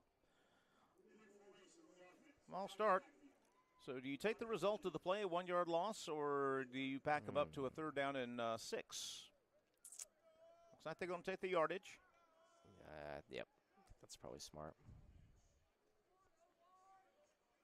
So they will back him up to the 37-yard line. It'll be 3rd down and 6 for Hampden-Sydney. Same personnel, 2 wideouts to either side. Looks like the Cougars might have moved early. Free play, left-hand side. Looking for a receiver. Ball is incomplete, but it's going to be a free 5 yards because the Cougar defender leaned into the neutral zone, and it'll be 3rd down and 1 for Hampden-Sydney after the assessment. 10:40 left in the ball game. Looking at number 3, Brandon Saunders, freshman quarterback for Averett on the sidelines, warming up. He is dressed, and maybe we'll get to see him. He's warming up with a little bit of intent down there. Yeah, it looks like, he's well, maybe we'll get to see another Averett quarterback here. QB4? Yeah, okay, you never know. Got to have him. Third down snap, Ombre, left-hand side. He's got a first down and more. He sheds a tackle at the 25 ahead to the 15-yard line. One tough Ombre running the ball down to the 15, and the Tiger offensive machine continues to churn out yards. Yeah, that was a just mean run. I mean, he just stomping his feet. He doesn't look like 175. He looks bigger than that. He's going to get another carry. Left-hand side, gets a good block for number 70. Ahead, breaks a tackle. Battled to the 11-yard line. We'll see where they spot forward progress. Might have held him back to the 12, so only a couple of yards on a first down carry. And we've got a stoppage of play. Not sure. Like the chains are down, maybe? Not again. Oh, please. Again, I'm not sure why it's being stopped. I don't see any flags. I don't see any injured players, but there is a timeout. Well, the trainers came out, Yeah. and now they're being waved off. So Okay. False alarm?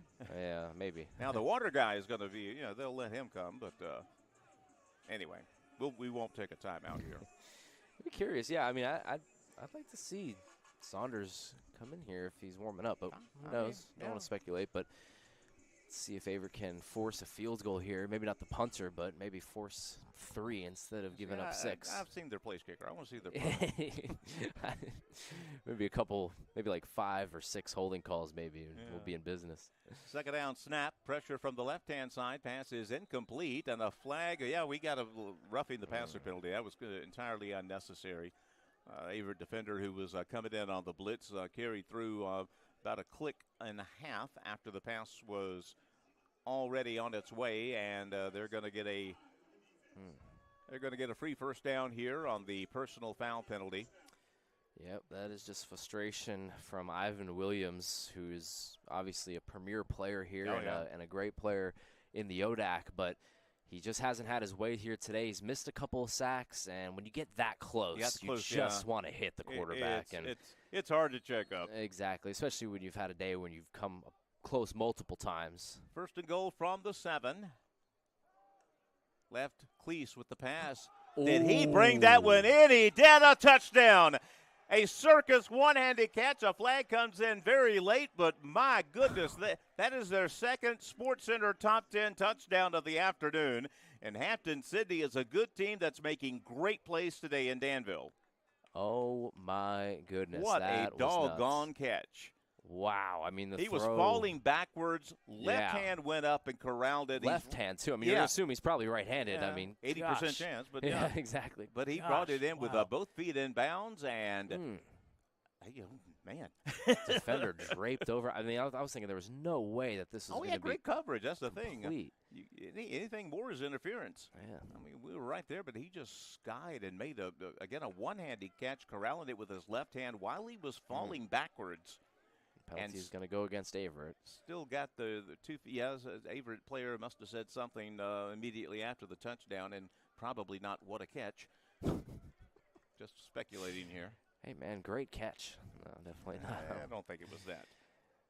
Wow. Davis Dudley, their place kicker, is going to have his leg iced before he leaves here today. He has been one busy young man between extra points and kickoffs. I think the officials are trying to decide if they're going to kickoff assess the penalty on the kickoff or do it now. Again, I always stumble over that rule. Do you do it on the extra point or you do it on the kickoff? Always, for me, I'd always go kickoff. I mean, personally, get the field position, but offense. Okay, so it was against them. Okay, that's wild. You just scored a touchdown. What are you doing getting a penalty? Yeah. Must have said something, the magic words, I guess. Just to make it 67. Dudley swings the leg through. It is up, and it is good, and we'll take a break. Hampden-Sydney steadfastly refusing to punt this afternoon. Lead 67-7. We're back in a minute.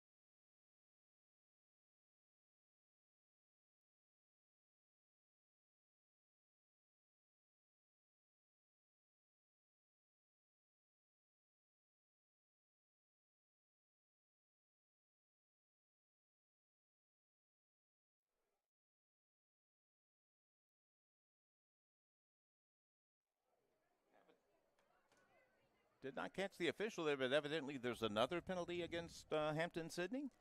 So I guess they're just going to be kicking from their own end zone, huh?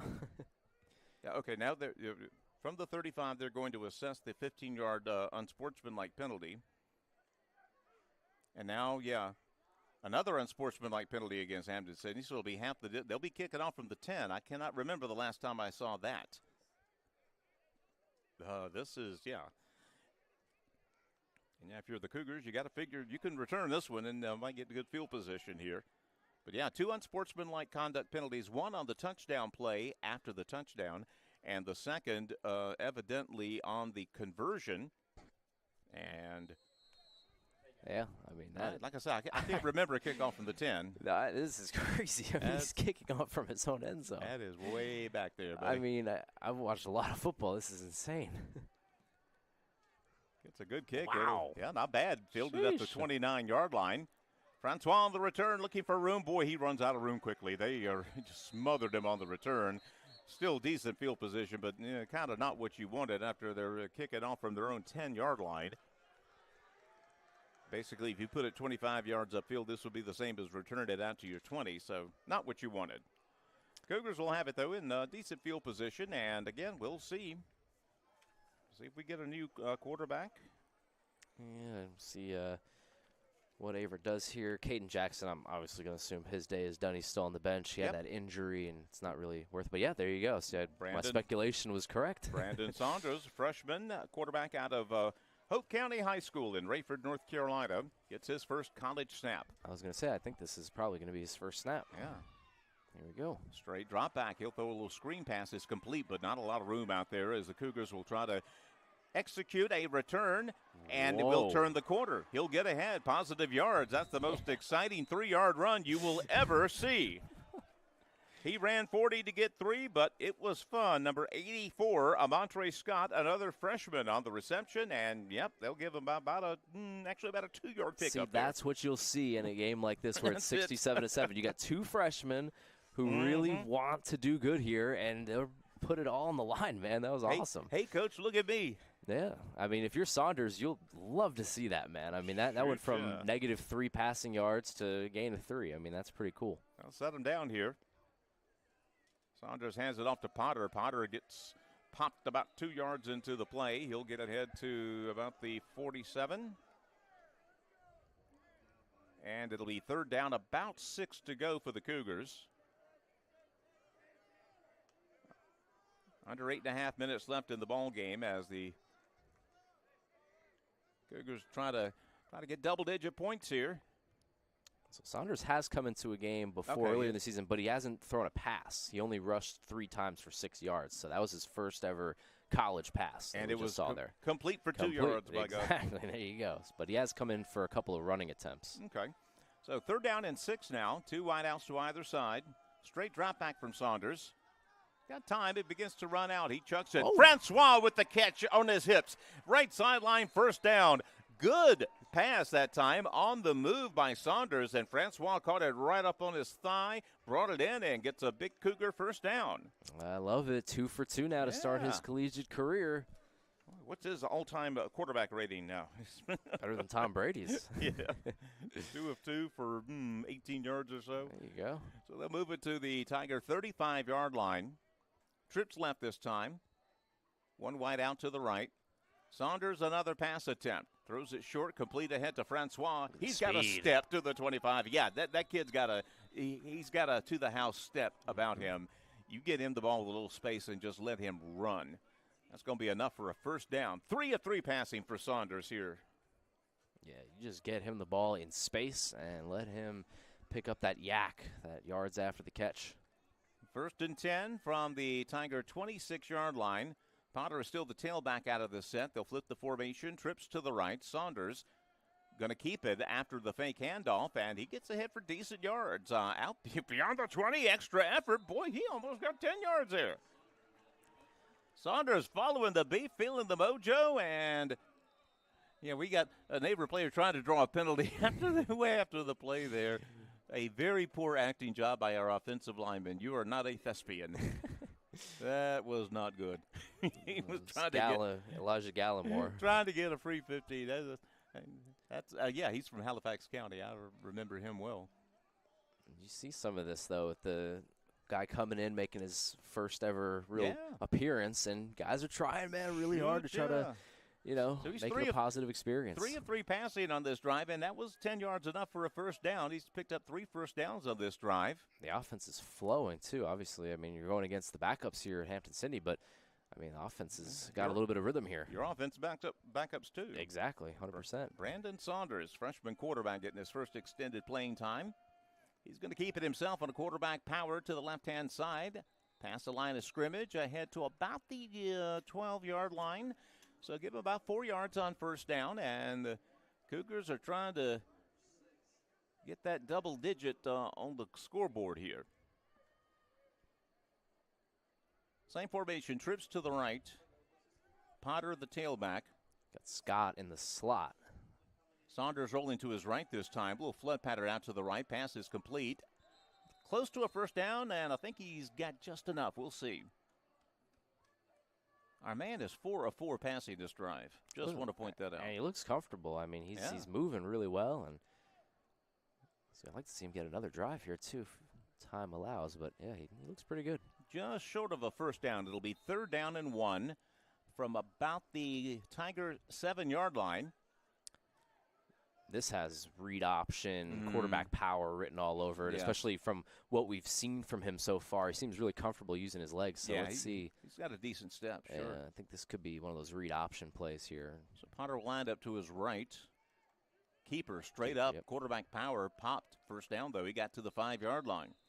Now 6, they'll say, so it'll be closer, but I think he got enough for a first down, so if the spot is accurate, and it is, it will be first down and goal for the Cougars from about the Tiger 6.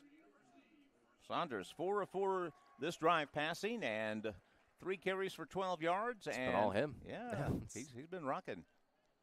See if he can finish it. This has been Averett's smoothest drive of the game, and also no flags, too, which is Wooten comes into the game at tailback. Brendan Saunders fakes the handoff, throwing it left-hand side. Fade pattern in the end zone. Did we get an over-the-shoulder catch? They're going to talk about it. Yeah, they're talking. They're talking. Incomplete. Oh.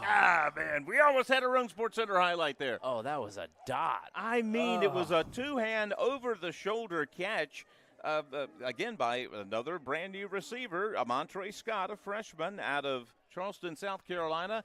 Looks like he might have bobbled it maybe a little bit, and the next step he took was out of bounds. But, man, that was nice. And how fitting would it have been after the first play of the drive? Yeah, Scott really. goes all the way around. Yeah. And, oh, man, that's tough. So his first incompletion was one that should have been complete. Saunders going to keep it himself on the quarterback delay. Boy, this is not his strong point, especially when you got 3 Hampden-Sydney Tigers sitting over there waiting for you. That time they were all over Saunders, and he'll lose yardage, and it'll be 3rd down and goal. They'll actually say he lost only about a foot or so on the play, but most importantly, 3rd down and goal. Basically, you got 2 plays to score here. And if you successfully complete this drive in Saunders, you're arguing for some playing time. 100%. Yeah, I mean, he looks really confident out there. Yeah, Hoffman had his moments too, so. Yeah, 100%. Yeah, Hoffman didn't do anything bad to get benched. This is just trying to see what you got. Sure. And we got the movement, and I think they're going to say Hampden-Sydney moved into the neutral zone. So, no encroachment. Doggone it.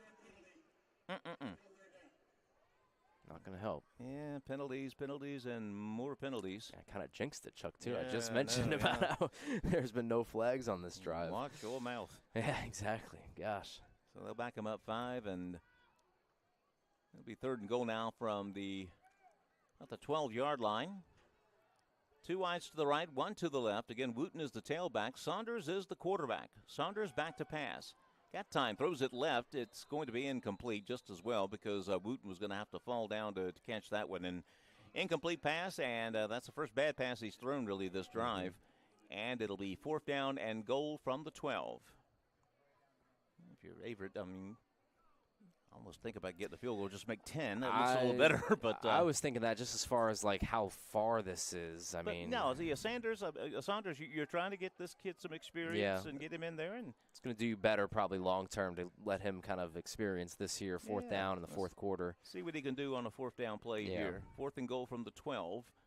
So it's a tough ask, but hey, let's do it. Mm-hmm. He'll move Santana Wooten to the right. Back to pass is Saunders. He's looking for Wooten. It's going to be incomplete. A little miscommunication that time. He was going to run a wheel route, but he checked up, and I think he thought he was going to complete the wheel there, and some miscommunication there. So the Cougars will not be able to get points out of the drive. 3:39 left in the ball game, but still Saunders had a lot on that drive he can hang his hat on. 100%. Yeah, I think that one was just – you've got a guy who obviously, has not played too much. And, I mean, everybody really on the field, a lot of backups out there. And so just not a lot of continuity, chemistry, a little miscommunication on that one. He thought he was going here, and then he went there. Yeah, it looked like he was going to run a wheel route and checked up. Now again, it may not be his fault at all. We don't know. Yeah. But I guarantee you the coaches know. Yeah. So here we go, 3.5 minutes left, and Ombre will get another carry, and boy, that is one tough Ombre. Like we said before, he does not look like he's 170 pounds. I think you're pulling my leg. He's got a little size to him. Yeah, maybe I don't know. He's a big boy. Rocco Fazzolari on the tackle for the Cougars. 9-yard pickup for Ombre. And with about just over 3 minutes to go here, I think Hampden-Sydney would like this to be the last drive of the game. Still not going to see their punter, am I? I don't think so, unless we get a holding call. I mean, Ombre did a great stop-and-go move in the backfield to avoid a tackle for a loss that time and gets ahead and gets first down yardage and then some to near the 30. That was a good stop-and-go move there. Yeah, they just want this to be the last drive. And I don't think Averett's probably – well, actually, Averett can't call timeouts because they have none left. Settles that question. So, I was going to say, maybe Averett calls timeouts, but no, they won't. They don't have any to give. So, yeah, I mean, Hampden-Sydney, as long as they keep running the ball. Trips left. New running back's going to get this, number 17. First time we've called his name, and he's got a big run. That is Casey Clark, a junior out of Century High School in Sykesville, Maryland, and he rips off some big yards out to the 46-yard line. It'll be first down, and that can take us to the 2-minute timeout. If they want to play some, but they look like they want to get some snaps in for their 3s and 4s here. Yeah, look at this. There we go, same play, number 17, but the Cougars will wrap him up in the backfield. Fazzolari will bring him down for a minimal gain on the play, and that should take us to the 2-minute timeout, and it will. 2 minutes left to go in the game. It's been all Hampden-Sydney and Danville this afternoon. We'll bring you back for the final 2 in 1 minute.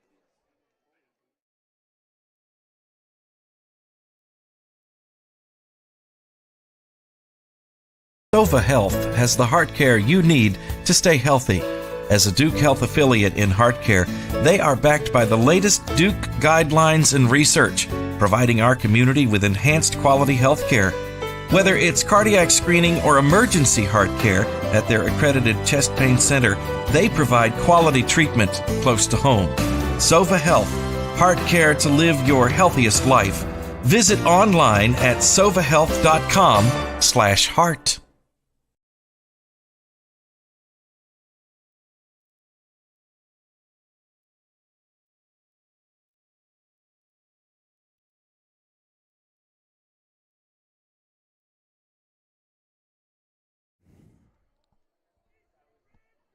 Second down and 8. The 2-minute timeout is over, and Hampden-Sydney is 2 minutes away from an impressive road win this evening in Danville, Virginia.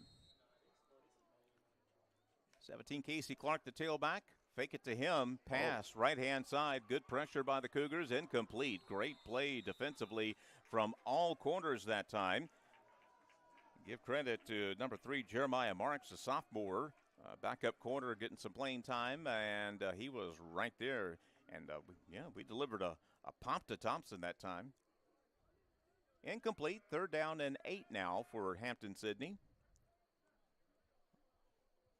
And like you were just talking about, no signs of taking knees or anything like that. Really. They're trying to go. Trying to get their backup some reps here.